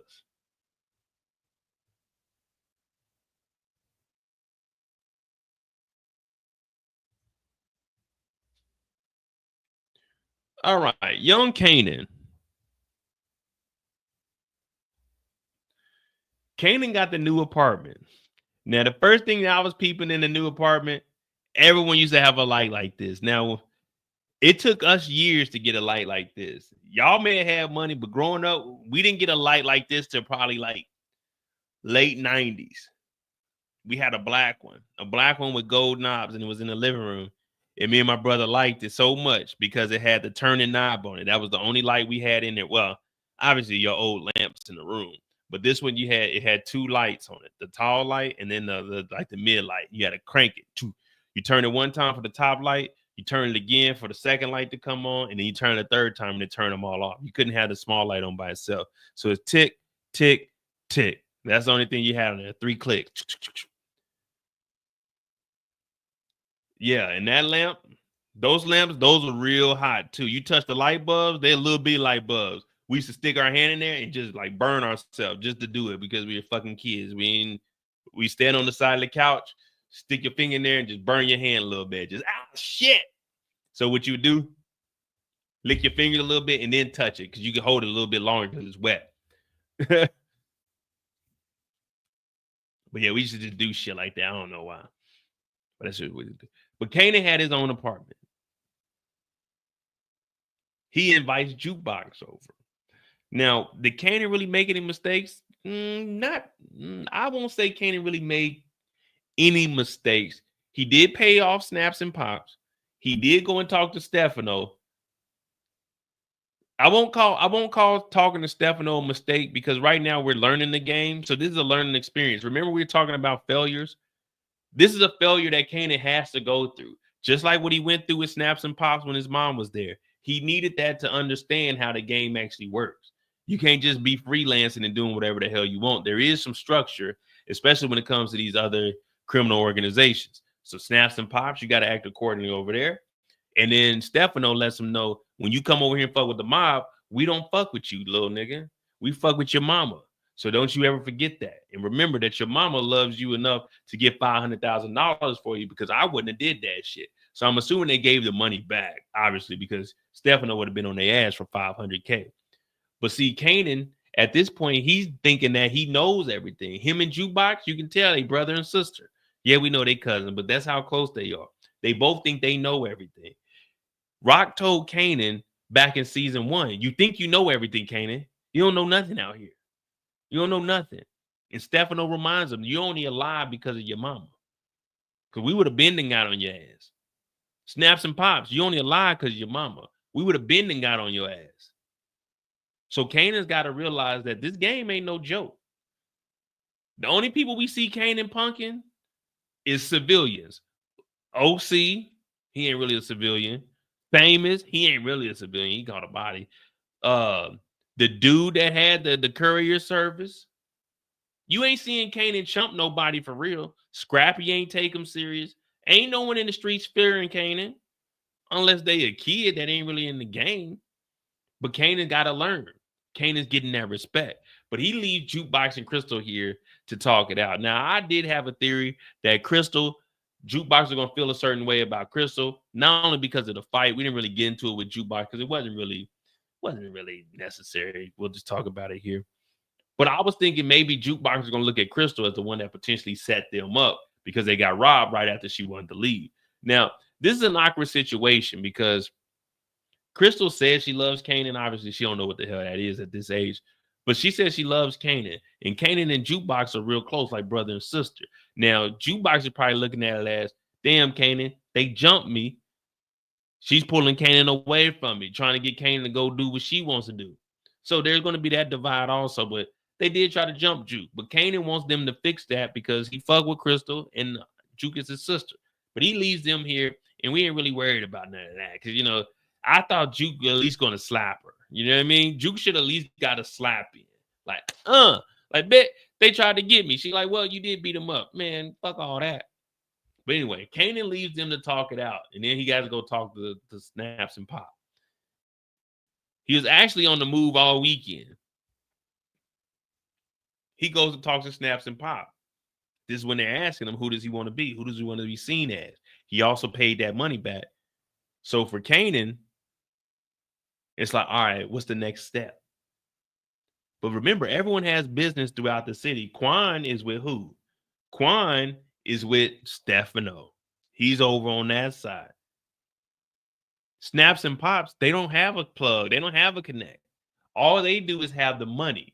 And that's good. You don't ever want to have the money and the drugs in the same place. So all they're doing is providing the money to Kanan, and Kanan got to bring back what he's owes him. Remember, your loss don't stop what our cost is. So if you owe them 20,000 and you lose 100,000, that's on you, Kanan. But he's learning the game. Snaps and Pop is telling him to keep a stash. So just like in real life, you should have your savings. I recommend you have at least 3 months rent in your savings. And me personally, I like to try to have, it depends, like between 8 and a year, just in my savings. I mean, I can pull from other places. But even when you're in the dope game, you still got to have that money. You got to have that reserve. Now, we hear people talking about trying to get rid of the Federal Reserve, but no, it's the same thing. You got to have that little savings account. You got to have something ducked off somewhere. If shit get ugly, if someone was to empty out my accounts, I got, you know what I mean? I'm like, low. I ain't got it here. So if you in Germany, don't think there's a bag over here at the crib. Nah, it's like $30 and change on the counter. That's it. But no. Back in the States, yeah, I got money tucked off somewhere just in case, you know, shit can get ugly. I live my life like a mob boss, even though I'm not a mobster. I always felt like I needed that just in case. You know, just in case money. It's only like 15, 20, but just in case money. And that's what they're telling Kanan. You got to have a little stash. Because if I ever got to get on the road from the law, I got a little bit of money I ain't got to withdraw. It's just, I got that pocket money. You know what I mean? A little 15 piece. I can hit the ground running at least. You know, in my mind, I'm always thinking, what if they stop my accounts or something? At least I got a little something to live off a little chunk. But Kanan's learning the game. And then he goes to Stefano. Same thing. Stefano got Quan. He has to go and talk to Quan now. He goes and talks to Quan, and he's talking about, I'm not my mother. I could do what I need to do. Not knowing that everyone's looking at Kanan as a fuck up. Why are they looking at Kanan? Why is everyone looking at Kanan like, you making a mistake, young man? What did they say about Kanan that gave away that he's actually making a mistake with everything he's doing? Now, it is a dope game, and you can't trust anybody.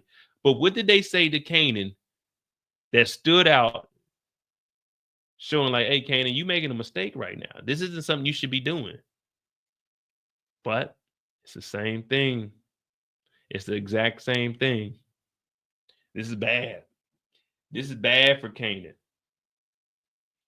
And what I'm talking about is, remember, they told Kanan, where's your loyalty? You backdooring your own mama. When he went to talk to Quan, how you backdooring your mom, Kanan? You've been copying from your mom. How you backdooring your mom? Oh, that's right. Rock is backdooring Quan to get Quan up out the way. This Thomas family is something different, man. He said, you're here backdooring your mama, Kanan. Like, how does that look? But that's the same thing Rock is doing to Quan, trying to find new connects. She done took out Tremont for Tremont to give up his connect, which she done went straight bypassed him, talking about she wanted to be the supplier. It's a dirty game. It's a dirty game. You can't trust nobody. Rock just had a conversation with Kanan in episode 2. I got to be able to trust my business partner. I might not be able to trust my son, but my business partner. Kanan going behind her back doing deals with who she's supposed to be doing deals with, who she beefing with to try to backdoor. I said, oh, Lord.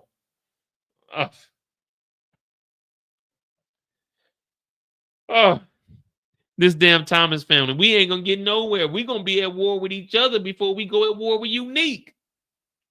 But this is the same thing that Rock did to Lou. Lou was with goddamn Crown. Guess what Rock did? Went behind the back and did a deal with Crown.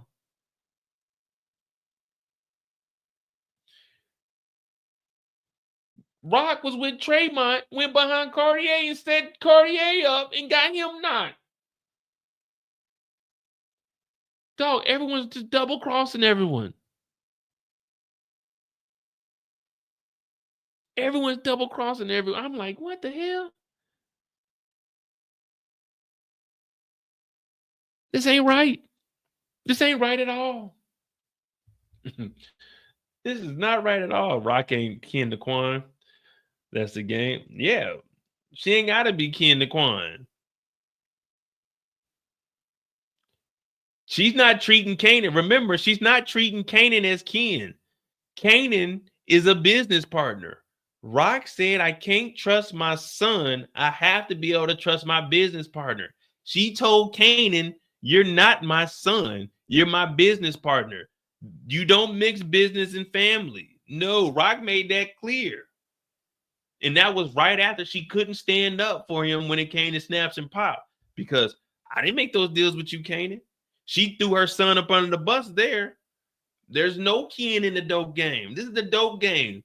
We don't trust anybody, and everybody is a suspect. If you're going to be in the dope, it's not like us regular folk. I can trust y'all. You know what I mean? Y'all can trust me for the most part. Let me get some drinking, and then y'all might not be able to trust me because I told you I get the drinking. I get that line. I ain't telling the truth. But Rock made it clear. Oh, no, we ain't family, nigga. No, little nigga, we not family. We business partners. Nigga, you cop from me. I'm not your mother. I'm not holding your hand. I can't do nothing for you, you little motherfucker. No, I'm not your mother, all right? There is no mothers in this game. There's a godmother of the game, but I ain't the godmother of dope yet. You know what I mean? I ain't made it there. The godmother of cocaine or none of that. This is on you, Kanan.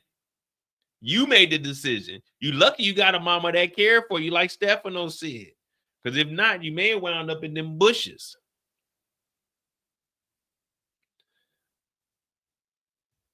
What up, Alan? Seems as though I jumped in at the right time. Oh, yeah, man. Right. Well, right now we're just talking about Kanan. We talked about Rock a little bit. We're kind of doing mistakes, and we're kind of going over what happened in the episode. So it's not really too in-depth. You know, I don't really like to plan for these. I like to do this off the top of the dome because hopefully I'm entertaining you guys. You know what I mean? Hopefully I'm actually breaking something down and making some sense.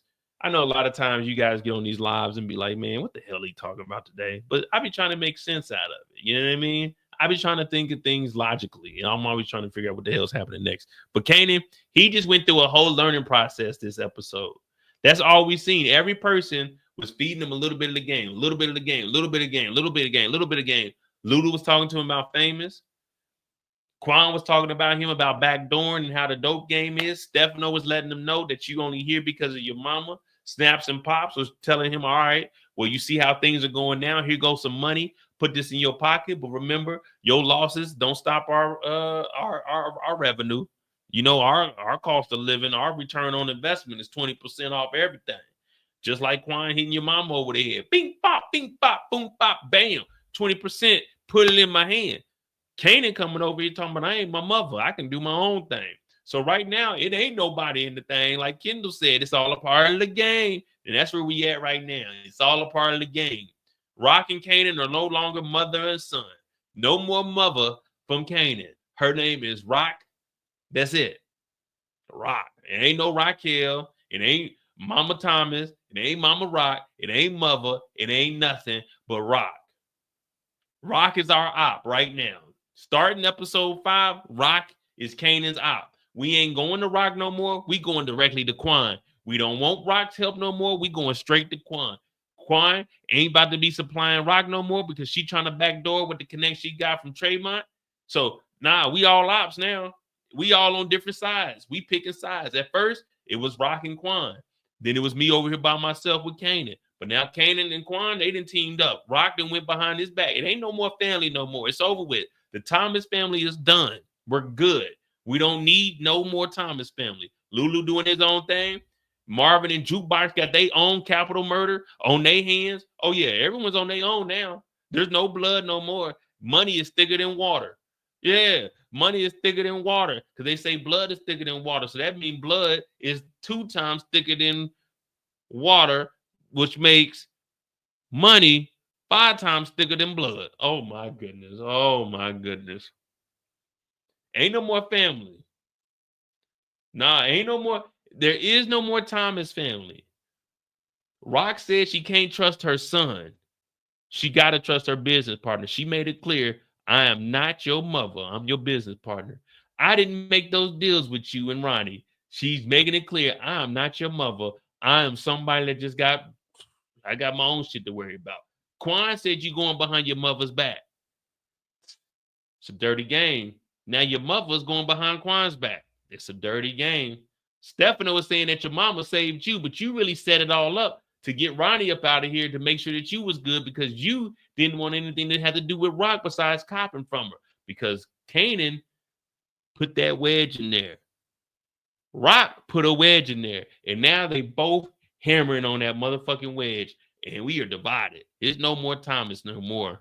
It's every person for themselves. Jukebox got to go on the run. We know she ended up in Baltimore. We don't know if this is going to come back and hunt Uncle Marvin because of her. We don't know what B Rilla dumbass got going on. We don't know if Crown going to come back and hunt Lulu or if Famous going to come back and hunt Lulu. It is every Tomas for themselves. Joyce, she beefing with the whole family. The only person she got in her corner is Kanan. Oh, man, it's over with. There's no more Thomas family. It's just niggas living their lives in New York right now. It's a rare tradition this day and age to read any good news on the newspaper page. The love and tradition and the grand design. Some people say it's even harder to find. The days go by. It's the bigger love of the family. It's over with. There's no more Thomas family. I don't want to hear no Miss Thomas, Mr. Thomas. There ain't none of that no more. Every single family in the Thomas family is for themselves. What they say on the Titanic? Women and children only. It's every nigga for themselves. You better figure out where you fit in because if you don't, there's going to be a bullet in the back of your head because caution, watch out for falling rocks. I'm Modai J and damn it, I do this shit off the top of the head. Don't nobody break a show down like Mo break it up show down because Mo break a show down how a show's supposed to be broken down. Hit that like button. Hit that subscribe button. We done with Kanan. We got Marvin and Unique. Damn it, I'm good.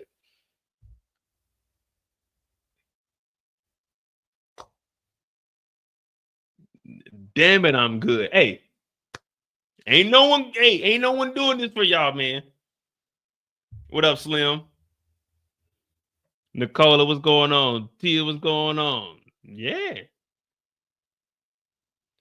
Well, the only reason I say Famous is gonna come, Famous could. I'm not saying he is. I'm saying Famous could come back and hunt Lou. It's just because of the streets need a body.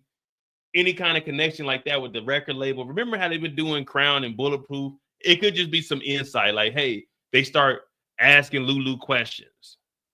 Remember, Lowell asked Lou, so maybe they're like, hey, we know he was signed to this record label. He was dealing with you. That's what I mean, come back and hunt him. Not like necessarily like really be hunting him like a ghost or anything. But you know what I mean? Just come back and they might ask Lou some questions about him. All right, so we got Marvin and Unique.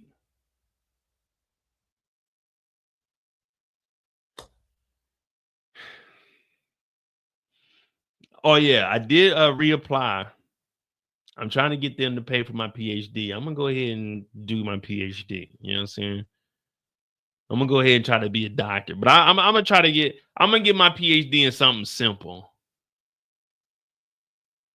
I think I'm gonna switch from business. I got my MBA. I'm gonna switch from business, and I might get into like I don't know what I want to do, man. I do want to, if I can get them to pay for my doctorate, I'll go get my doctorate.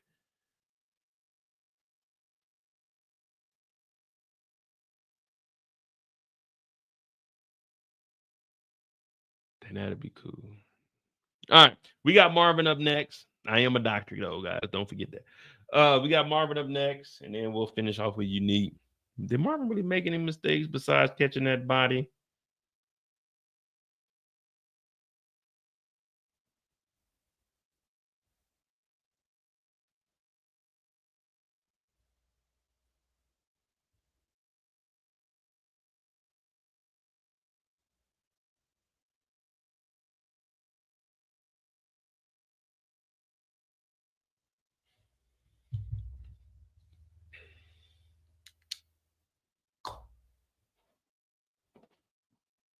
Yeah, I'm gonna see if they pay for it, because if I can get them at least to pay for a year, I'll do the second year out of pocket. But I got to at least try to get them to pay for a year, man, because them classes like $3,000, man. I'm not trying to shit.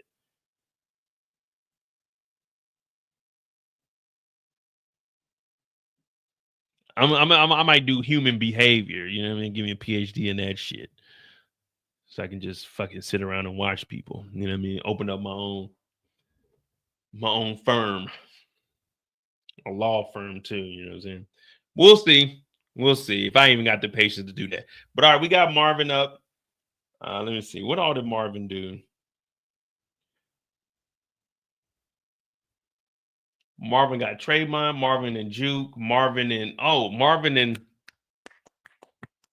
Early Tyler.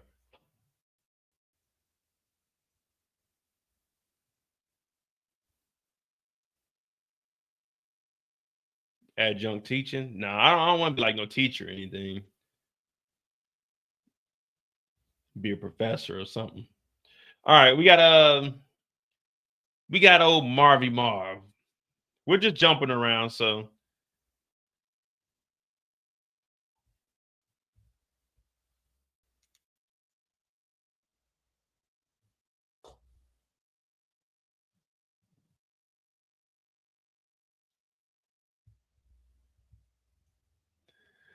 I think that's dope, man.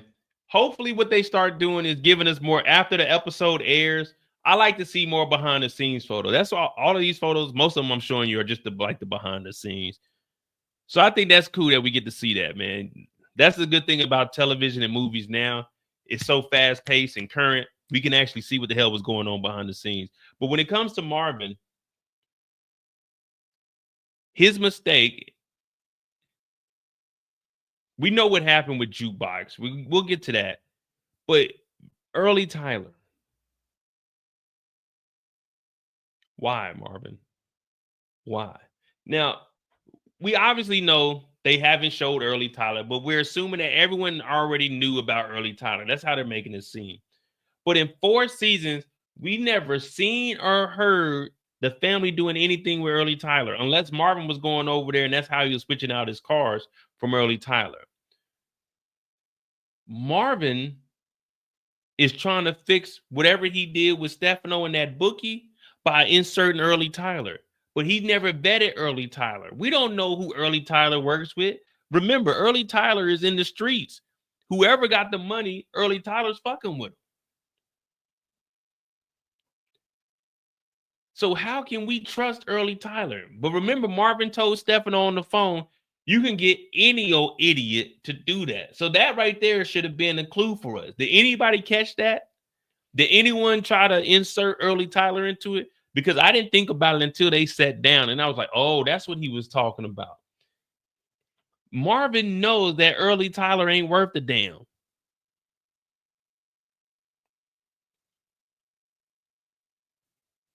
You see what I'm saying? They told us in episode 3 that any dummy could do what the bookie was doing. But we didn't put 2 and 2 together on, is Marvin going to replace somebody? It was right there in our face. And that's what I be talking about. They don't say these things for no reason. That's why I keep harping on that get out of jail free card. That wouldn't have been brought up for no reason. It's going to be used in the future. Just like any old dummy can run that bookie stuff. And we bring in Early Tyler. Early fucking Tyler, guys. We seen this nigga in 3 episodes. And now we're trusting him for running the books for Mr. Stefano. Come on, man. And we know the feds are watching. The feds are watching Stefano, and we're bringing in Early Tyler, a fucking bum-ass mechanic. We're bringing in Early Tyler to run the books, the numbers for Stefano, and we know the feds are watching Stefano, meaning they know Marvin and Early Tyler showed up to this meeting. When they're watching these criminal organizations, is every day. It's not they watch it on Monday and they take off the rest of the week. It's 24/7 surveillance. So they know that Marvin and Early Tyler came in here. They're watching it. Marvin knows that the feds are watching Stefano and know that they seen him here. Rock warned this nigga, and now he's bringing in more people that will potentially tell. Early Tyler be getting punked by Marvin. Early Tyler gets punked by everyone in the streets. But we brought this incompetent mofo over here talking about, oh man, it's the good noodles. Nigga, what? No, Marvin. No.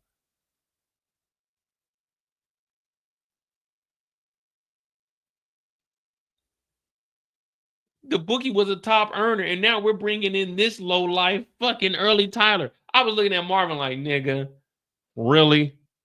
You better off bringing OC in. I would trust OC more, and I don't even trust OC because I believe that OC set us up and let Unique rob us. But I would have put OC over here. OC, little low key dude. No one would even suspect OC for doing the books and keeping the numbers. They brought Early Tyler. This nigga's name is Early. Early for what? Who the fuck named they kid Early? I know people probably say, nah, Mo, that's a nickname. Hell nah, Early sound like this nigga first name. Early Tyler. Tyler, that nigga last name. Early his first name. You done brought in a nigga named Early. Early what? What does Early do? Oh, Early a good dude. He said, Marvin, you know if you fuck up, if he fuck up, this is on you, right? Marvin like, yeah, you ain't gonna fuck up though.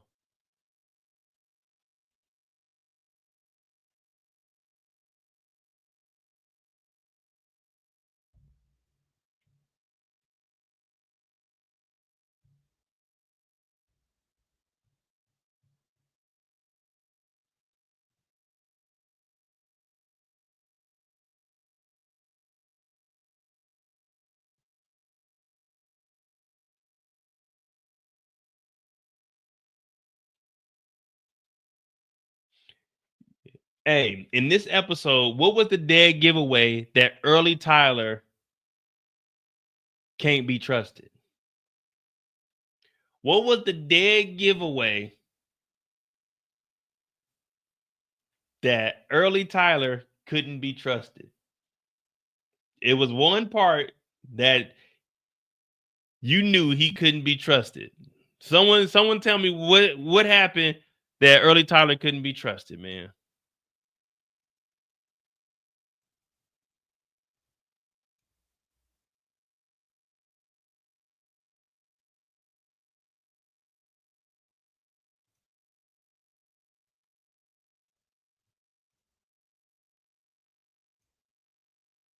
Exactly, Rondo. Heavy hitters, though. Yo, that's a good look, bro. Your money. Giving 7 tonight on Knicks and Celtics. So check it out. Yo, this shit. Oh, right. No doubt. Oh shit. We got an international celebrity in here. Let's give a round of applause to the $2 from Henderson Lee Smile. Now, Henderson travels the world in the 7 seas. Everybody's looking for something. Henderson, go ahead and add 2 zeros to the end of that and make it an even $200. Come on, Henderson. I know you got it, man. Wasn't you in Bangkok for the earthquake this weekend? I know you got it. You survived the earthquake of Bangkok. Go ahead and send $200. We know you got it. Mom said, answer the phone. When Mama called me?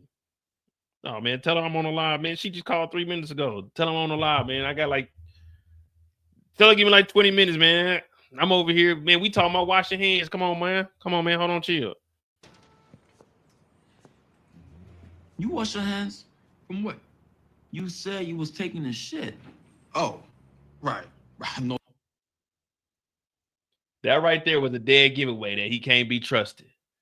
That was a dead giveaway that he can't be trusted. Shitty hands, man. Shitty hands. Now, put a 1 in the chat if you wash your hands after you use the bathroom. Put a 1 in the chat if you wash your hands after you use the bathroom. We're going to get done with this. We're going to keep it moving. Put a 1 in the chat. If you don't put no 1 in the chat, I know you. Mom, put your alarm on. Hey, I'm at where I'm at. I'm gonna be where I be. All right. Tell Mom to chill. Y'all need to start washing y'all hands when y'all get done. All right.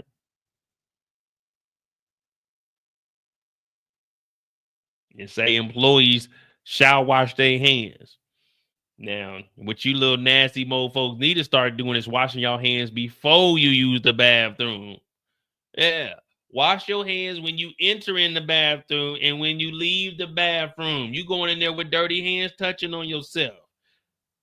Wash your hands before you use the bathroom. Don't put your dirty hands on your body if you love yourself. If not, you out here like Marvin, wilding out, doing business with people you can't trust. You got to wash your hands before you use the bathroom.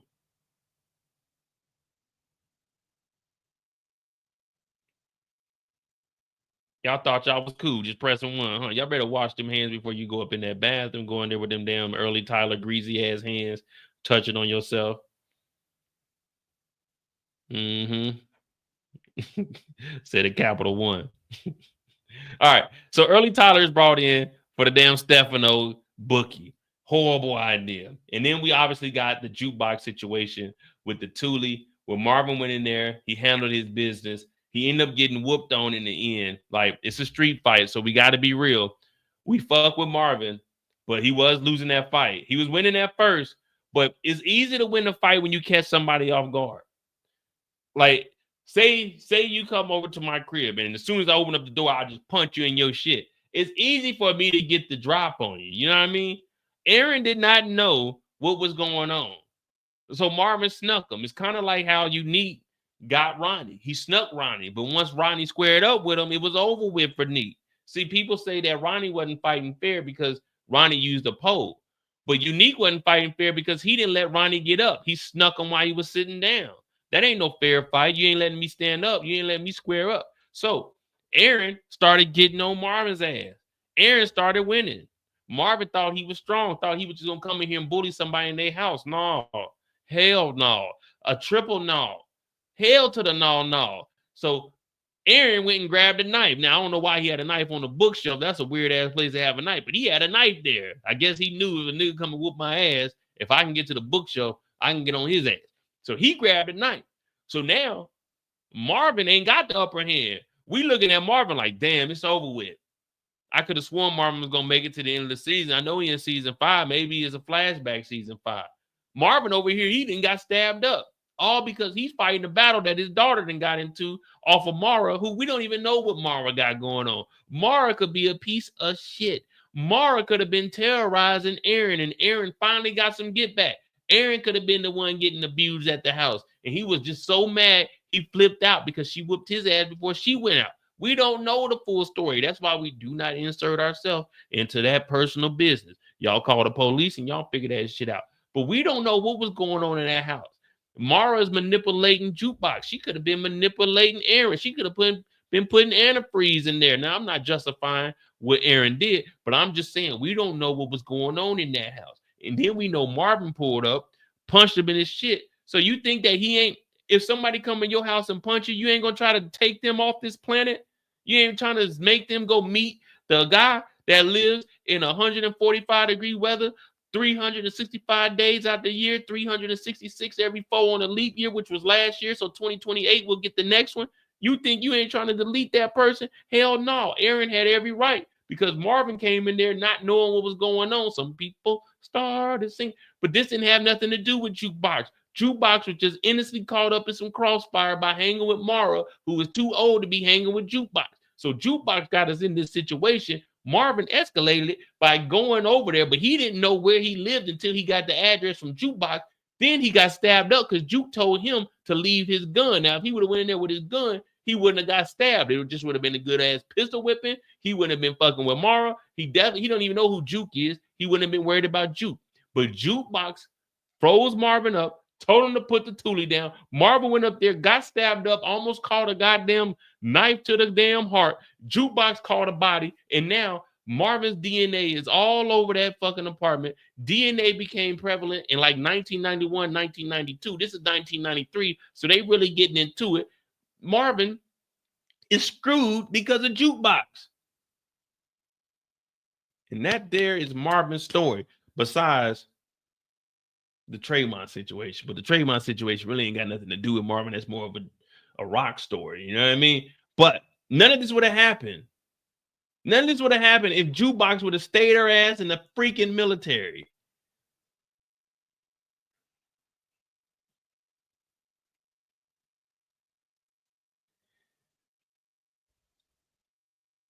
Damn. Jukebox and got Marvin cut up, man.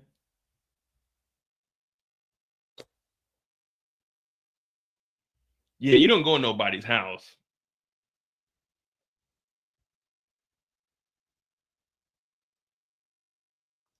All right. So last we got Unique, which Unique really didn't make any mistakes this week. Unique isn't making any mistakes at all. We thinking Unique is going to crash out. That's all we're thinking with Unique. We're just waiting on the moment.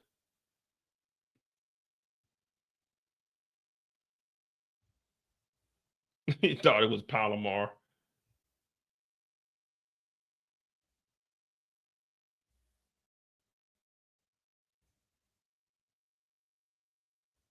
They got Unique in them all black forces. You already know what time he is.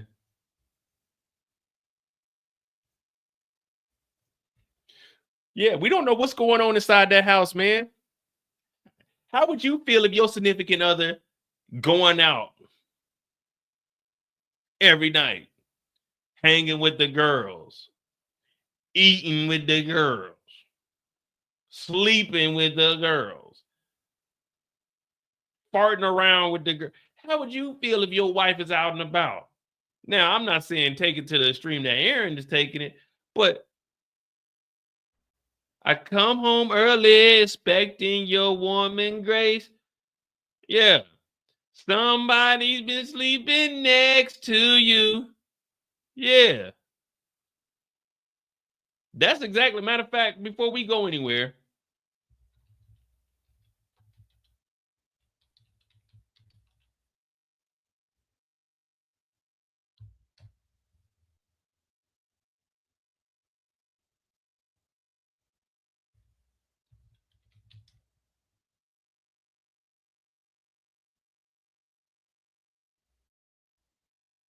here goes the Aaron story right here. Rain, make it, rain, girl, make it. Y'all want the Aaron story? I'm going to give you the Aaron story before we jump into Unique story. You again.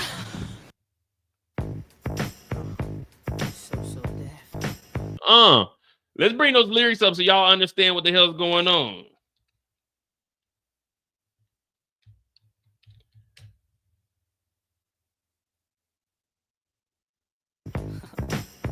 You wanna dance? I'ma make you dance. You wanna move? I'ma make you move. True Hill, come on. Look, let's see what he say. I'm gonna read it out to you.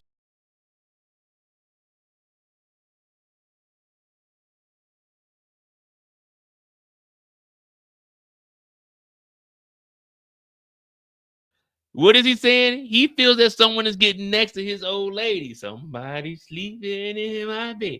And guess who? Guess who his old lady was sleeping with? Another woman. Oh, come on, man. Families always have my back when it comes to making corrections from my scripts, social media posts, my old papers in college and school, and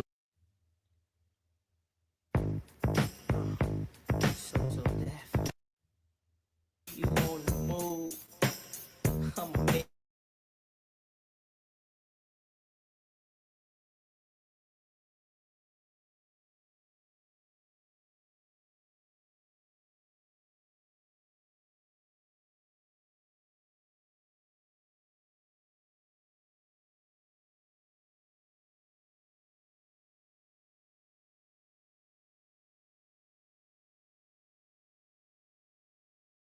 Yeah, talk to him, Cisco.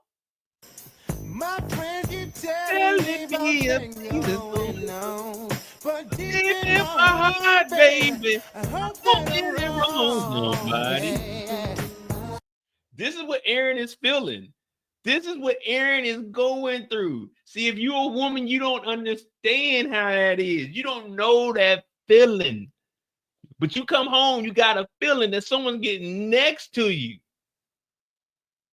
But being the man that I am, I just can't lose my cool. My friends keep telling me things are, yeah. Your homeboys are like, hey, man, don't mess with her, man. She ain't a good girl. But he's like, I love her, though. That's my baby, though. We can make this right, though.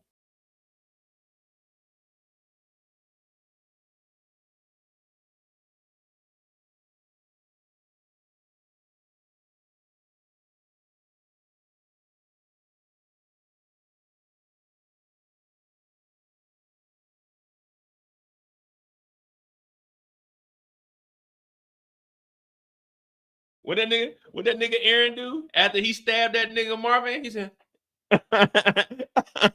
he did a little bankhead bounce on that nigga Marvin. This is the theme song right here for Aaron. Come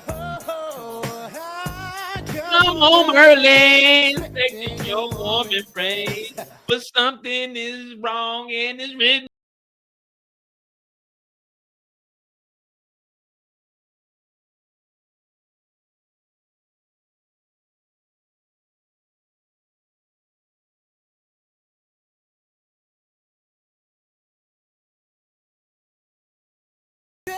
Yeah.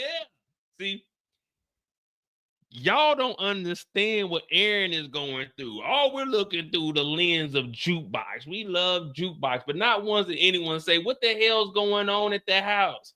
How is she treating Aaron? How would you feel if somebody was sleeping in your bed, getting next to your baby? How would you feel? You come home early, you worked your goddamn 50-hour shift this week, you didn't put in overtime. You come home early expecting her warm embrace. But you can tell something is wrong because it's written all over her face. And she ain't talking about, she ain't got on them boy shorts no more. She ain't got on the thong no more when you come home. It ain't the thong song no more. It's the granny panties. She got on the Joyce Thomas pants. Yeah, you come home early. Like, what are these? What are these? She wearing the mom pants, the mom jeans that are all baggy. You can't tell that she got a little, you know what I'm saying, a little rear end back there. You can't see it poking out no more because the pants are just long and baggy. And you're like, what the fuck is this shit?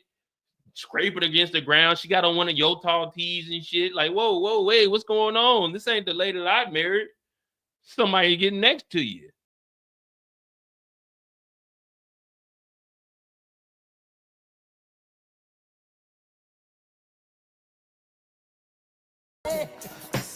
What would you do if you sleeping in the bed and she calling out another nigga name? I'm in there thinking I'm doing my thing. I'm in this right now. This is move 48. Move 48 crazy. Move 48 is like putting in work. Move 48 is technically called the Jamaican squats. If you go back and watch Baby Boy, he was doing move 48 on Jody's mama when they was in the bedroom, when they go in front of the bed. That's move 48. It's kind of like a Jamaican squat, but it's where you putting in that work. So imagine you putting in that work and she called out another nigga name. And now you sitting here thinking, my name Julius. Did she say George? Now I gotta go down to the girl club and see who she talking to down there. I'm like, who the hell? My name ain't George. You didn't notice it when you was in them guts because you over there doing your thing. You trying to perform. You trying to put on the show. You trying to get your old lady back. But she calling you a whole nother nigga name. So we don't know how Aaron was feeling. Aaron had to go down there because he was expecting a warm embrace, but he ain't getting no warm embrace. No. We gonna finish this song now. No, it ain't dot mode. No dot mode. You don't want dot mode to go down there. That nigga in jail right now for what that nigga be doing. That nigga crazy. Heard that nigga snap 3 police officers. You don't want dot mode.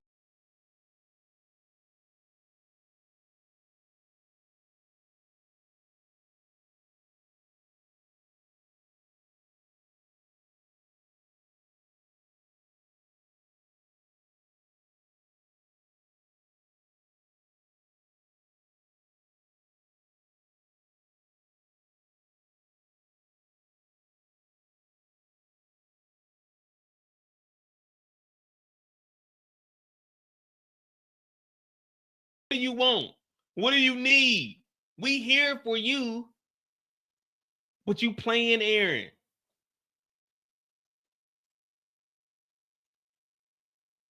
Mara got Aaron killed. Why would Mara give the address to an 18-year-old? What is Juke gonna do? Catch a body?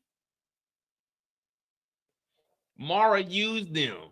Because guess what? Juke gonna go to jail. Marvin gonna go to jail. Aaron is dead. Guess what Mara's gonna be the next day? Back in the damn lesbian club. Mara is the only winner in this situation. She just played everybody. She used Jukebox to get rid of Aaron. Now Juke is gone. Aaron is gone. It's over with. Mara wins. This is why it's never, ever, ever a smart decision to fight over a woman, because either you gonna die or he gonna die, or both y'all gonna go to jail, or you gonna go to jail and she gonna get back with that nigga, or that nigga gonna die, you gonna go to jail and she gonna get with another nigga. You'll never ever win fighting over a woman. Ladies, you'll never ever win fighting over a nigga. Either you gonna go to jail, she gonna die, that nigga gonna be fucking on something else, or you gonna die, she gonna go to jail, or you gonna die, or you gonna go to jail and she gonna be back fucking that nigga and he gonna be fucking some other hoes. So it's never a good idea to fight over anybody. When we watch damn the 5 Heartbeats, every night I gotta fight to prove my love. If you gotta fight every night to prove your love, close your ears if you were sensitive to what I'm about to say. It starts with a B and ends with an itch. That bitch don't love you, nigga. If you gotta fight every single night to prove your love, that just don't like you, nigga. Let's get back.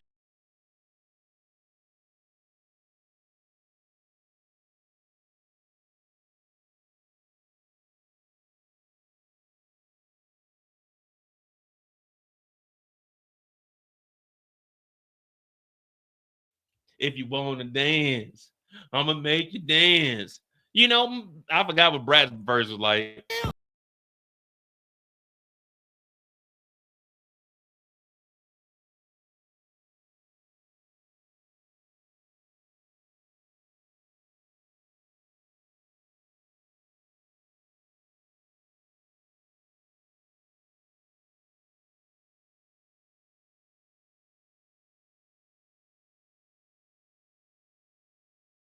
And then I don't know what JD was doing. JD had a cool little flow, but JD was never ever spitting in any song. You always know JD because JD had a cool little flow because he was making the beat. So he kind of got the cheat code because he's like, I made the beat, I can get the flow off of what I wanted to do. But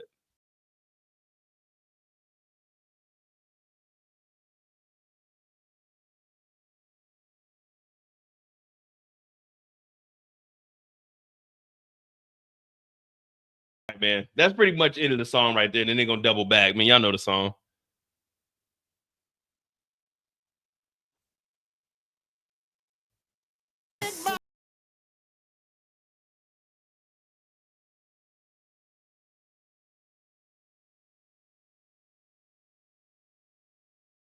I don't want her sleeping in my bed. I don't want her sleeping in my bed. All right, Unique's on deck.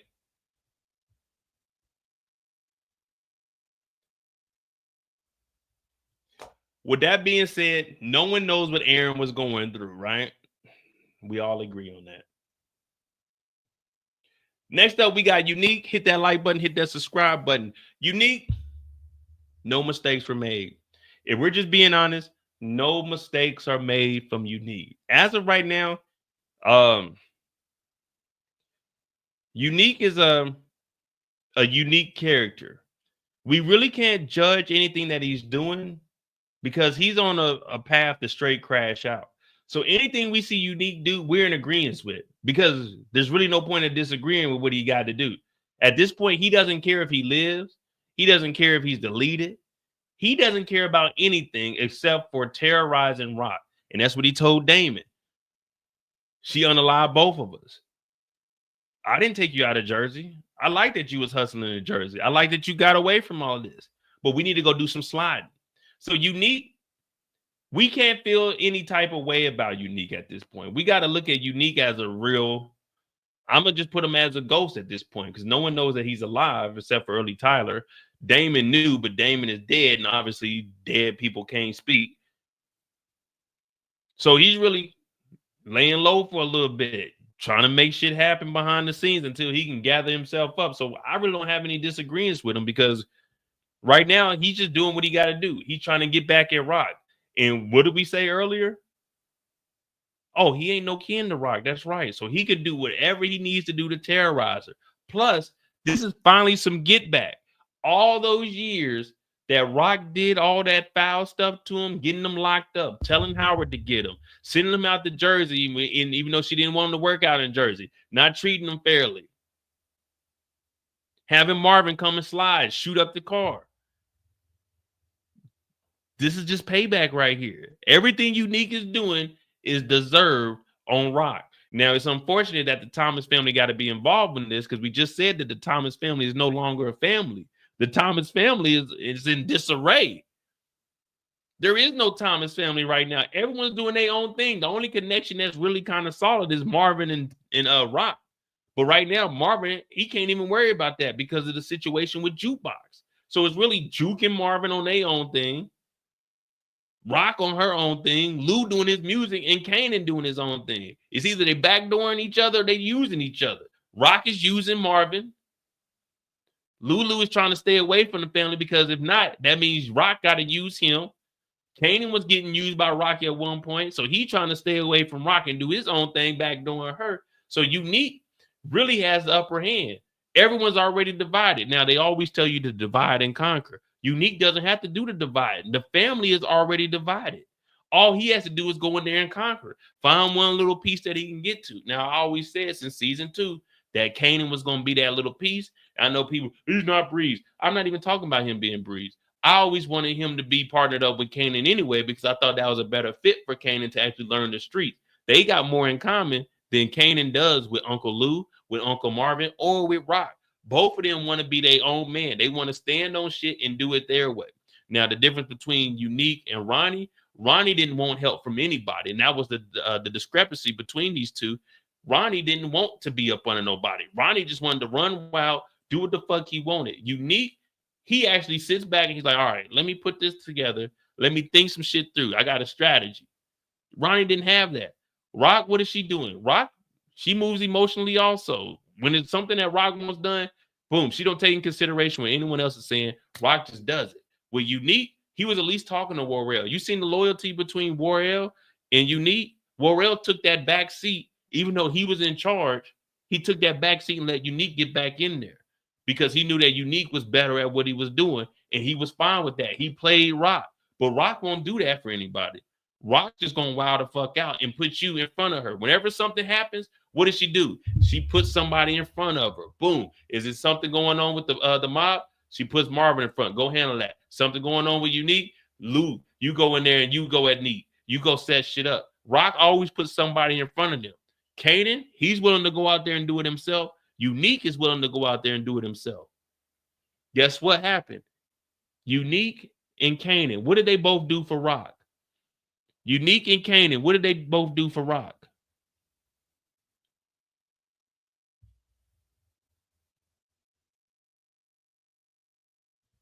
Unique and Kanan, they both saved Rock.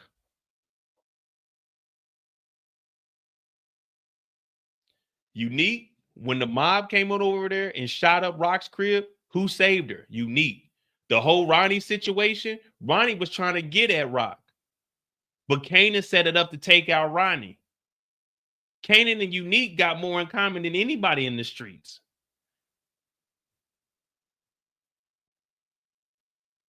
It's a good old job. That's a good old job. Young Kanan and Unique, they moving just alike. We just seen, what is Kanan doing? He's backdooring his own mother because there is no family in the game.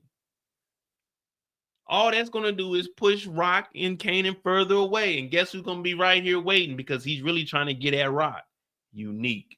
You're going to push your son into Unique.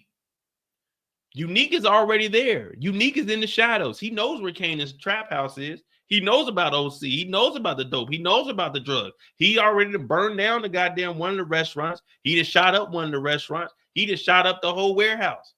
So Unique is moving. Unique is moving. And if Rock stops messing with Quan, that means all of the Asians, the ones that Robert and Sonny were working with, where he said, y'all forgot about me already, that opens up for Kanan, which would give Unique the chance to give Kanan some advice on how to run that shit the correct way. Not the way Ronnie was running it, not the way that Rock was running it with no security. Kanan can get the game from Unique because Unique was already established working for Quan, which Kanan is about to do because Rock then went out behind Tremont and got his connect. She didn't push Kanan right into Unique's palms. Like, yes, sir. It's time to eat. It's time to eat. Rock just did the Heisman on Kanan and pushed him right into Unique's hands. Oh, Rock, come on, man. Come on, man.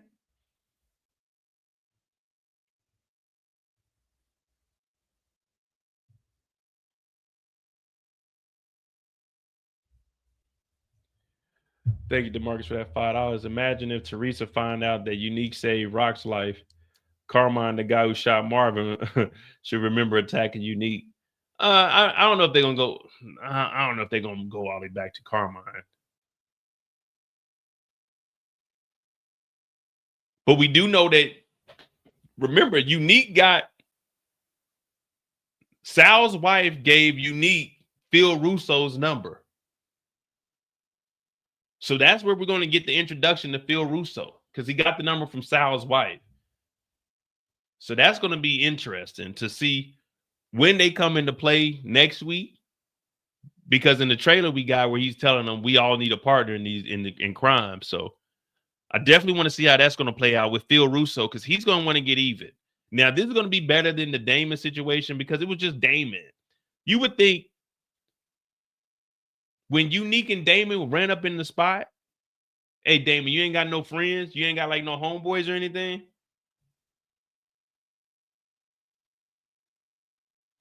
I'm believing that we'll probably see in this next episode that OC does tell Kanan who robbed him.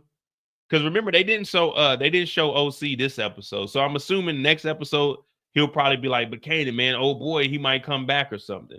And that's why we hear him telling OC, just do what I say and you'll be safe. So I'm pretty sure he does tell Kanan at least what he looks like, but that's going to be the same description of what Crystal said is a scary guy with a messed up face. So I'm pretty sure next episode we'll probably hear that. He's like, hey, man, there was a dude with like a scar on his face. I don't want to be at the apartment no more. And that's why Kanan is telling him, hey, man, just do what I tell you. So Unique is ripping and running the streets. But I think, I don't know when we're going to see E-Tone E-Tone is Lamar Jackson. So I guess I don't even know what the hell his character is going to be. I haven't seen any description of it. But I guess this is we're going to see Unique step from behind the shadows, put his ice on, his jewelry, and actually get out in these streets. But I definitely don't trust OC. You know, I've been saying, man, I think he's a suspect, man. I think he opened up that door on purpose and made it seem like they got robbed. Because why wouldn't Unique pistol whip that nigga? But then again, I don't think Unique's thinking like that. Because I was gonna say, if you don't pistol whip him, this would just be an easy robbery every single time. That's the only guy they got in there. I don't know. But I was wondering why he didn't do anything. But I hit that like button, hit that subscribe button. That's pretty much it. We got all 6 characters. Thank you to Marcus for that $2. Imagine if Malcolm Howard and Ronnie smoked Famous. Nah, man. Famous is alive, man. Famous just on the run. There wouldn't be any point to smoke Famous. None of them know what Famous did. Nobody knows what Famous did for them to be trying to smoke him.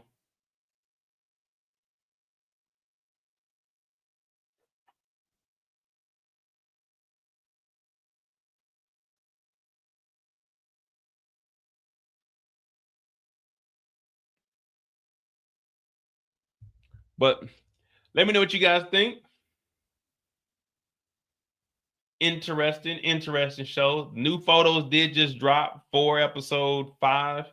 I'll have a video up for those tomorrow. We also got the Mo You Know tomorrow. We'll do some articles on there. Yeah, man. Raising Kanan episode 4. I gave it an 8.5 or 9. Pretty good episode. I definitely believe we're going to pick it up episode 5. I don't see any breaks, not from anything that I was looking at. Well, there is one break. I forgot it's let me see. Give me a second. There is a break in the series. I think it's between 6 and 7. I could be wrong. Hold on.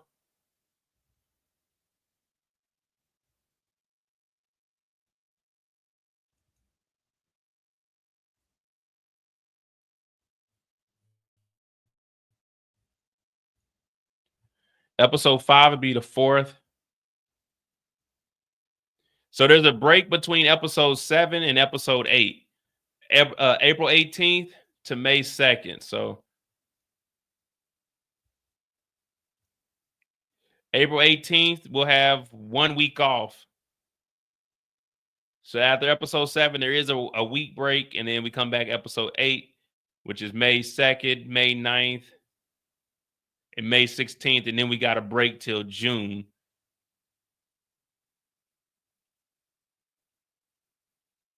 Wait a minute. Wait. Hit that like button, hit that subscribe button. Give me, wait.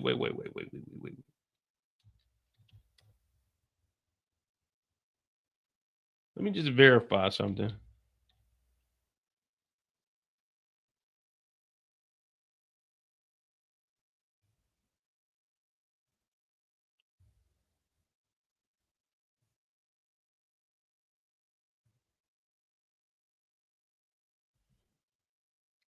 May 2nd is 8, 9, 10. So then we got a 2-week break before BMF come out. So BMF come out June 6th. So we have a 2-week break after the season ends. So we got 1 week, the end of May, the end of April, we got a week off, and then we got a 2-week break after the finale before BMF comes back on June 6th. What up, Buckets? The trip was good. Trip was real good, man. I definitely enjoyed. Let me see something. Let me show you something. I think I got something on here.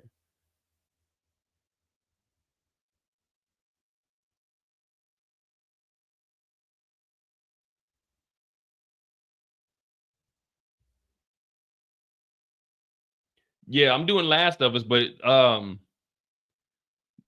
probably gonna have to do, because it comes out. The Last of Us comes out on Sundays. We got a Monday mistake, so I might have to do.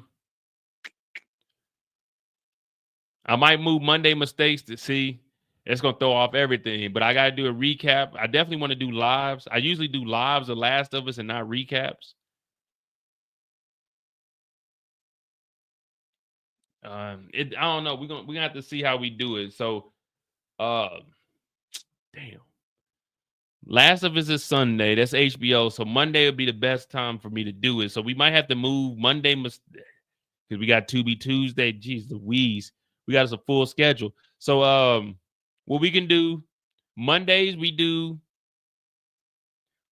Last of Us. Tubi Tuesday. Monday mistakes get moved to Wednesday since Wednesday is our free day. But even then, Thursday we'll be right back on for freaking Are We Ready? We'll figure it out. We'll figure it out. We'll figure it out. Will I check out The Accused with Paige Heard? I might. Oh, what's the name? Sinners comes out in April. Was it April 11th? Sinners, the Michael B. Jordan movie. So I'm gonna do a review on that. I need to get back into doing movies, but I want to do them while I'm online. So we might watch that on the website because it comes out that Friday. Comes out in 2 weeks. We might watch that on the website on that Sunday night. I'll probably do a review and then we'll watch it Sunday night. Yeah, that's what we'll do. We'll try to watch the movies. If I can get a good link, we'll watch it Sunday on the website. But if not, we'll figure it out. Hit that like button, hit that subscribe button, man. I guess I gotta call my mom, man. I don't know what the hell is going down, man.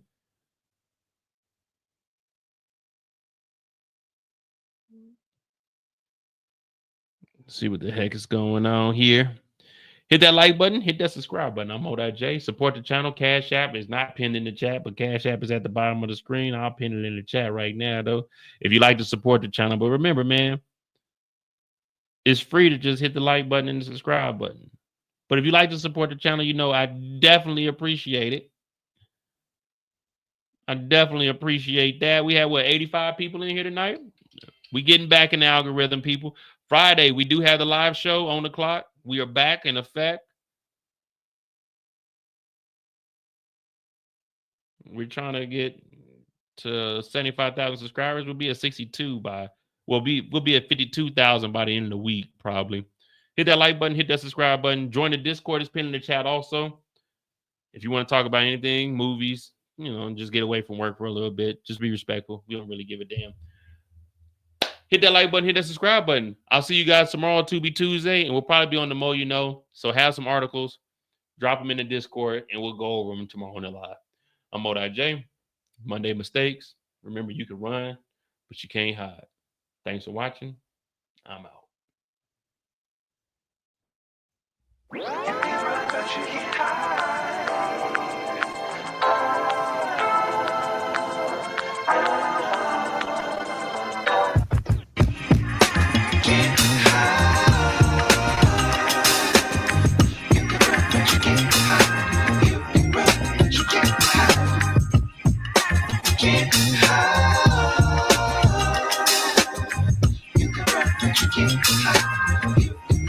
You can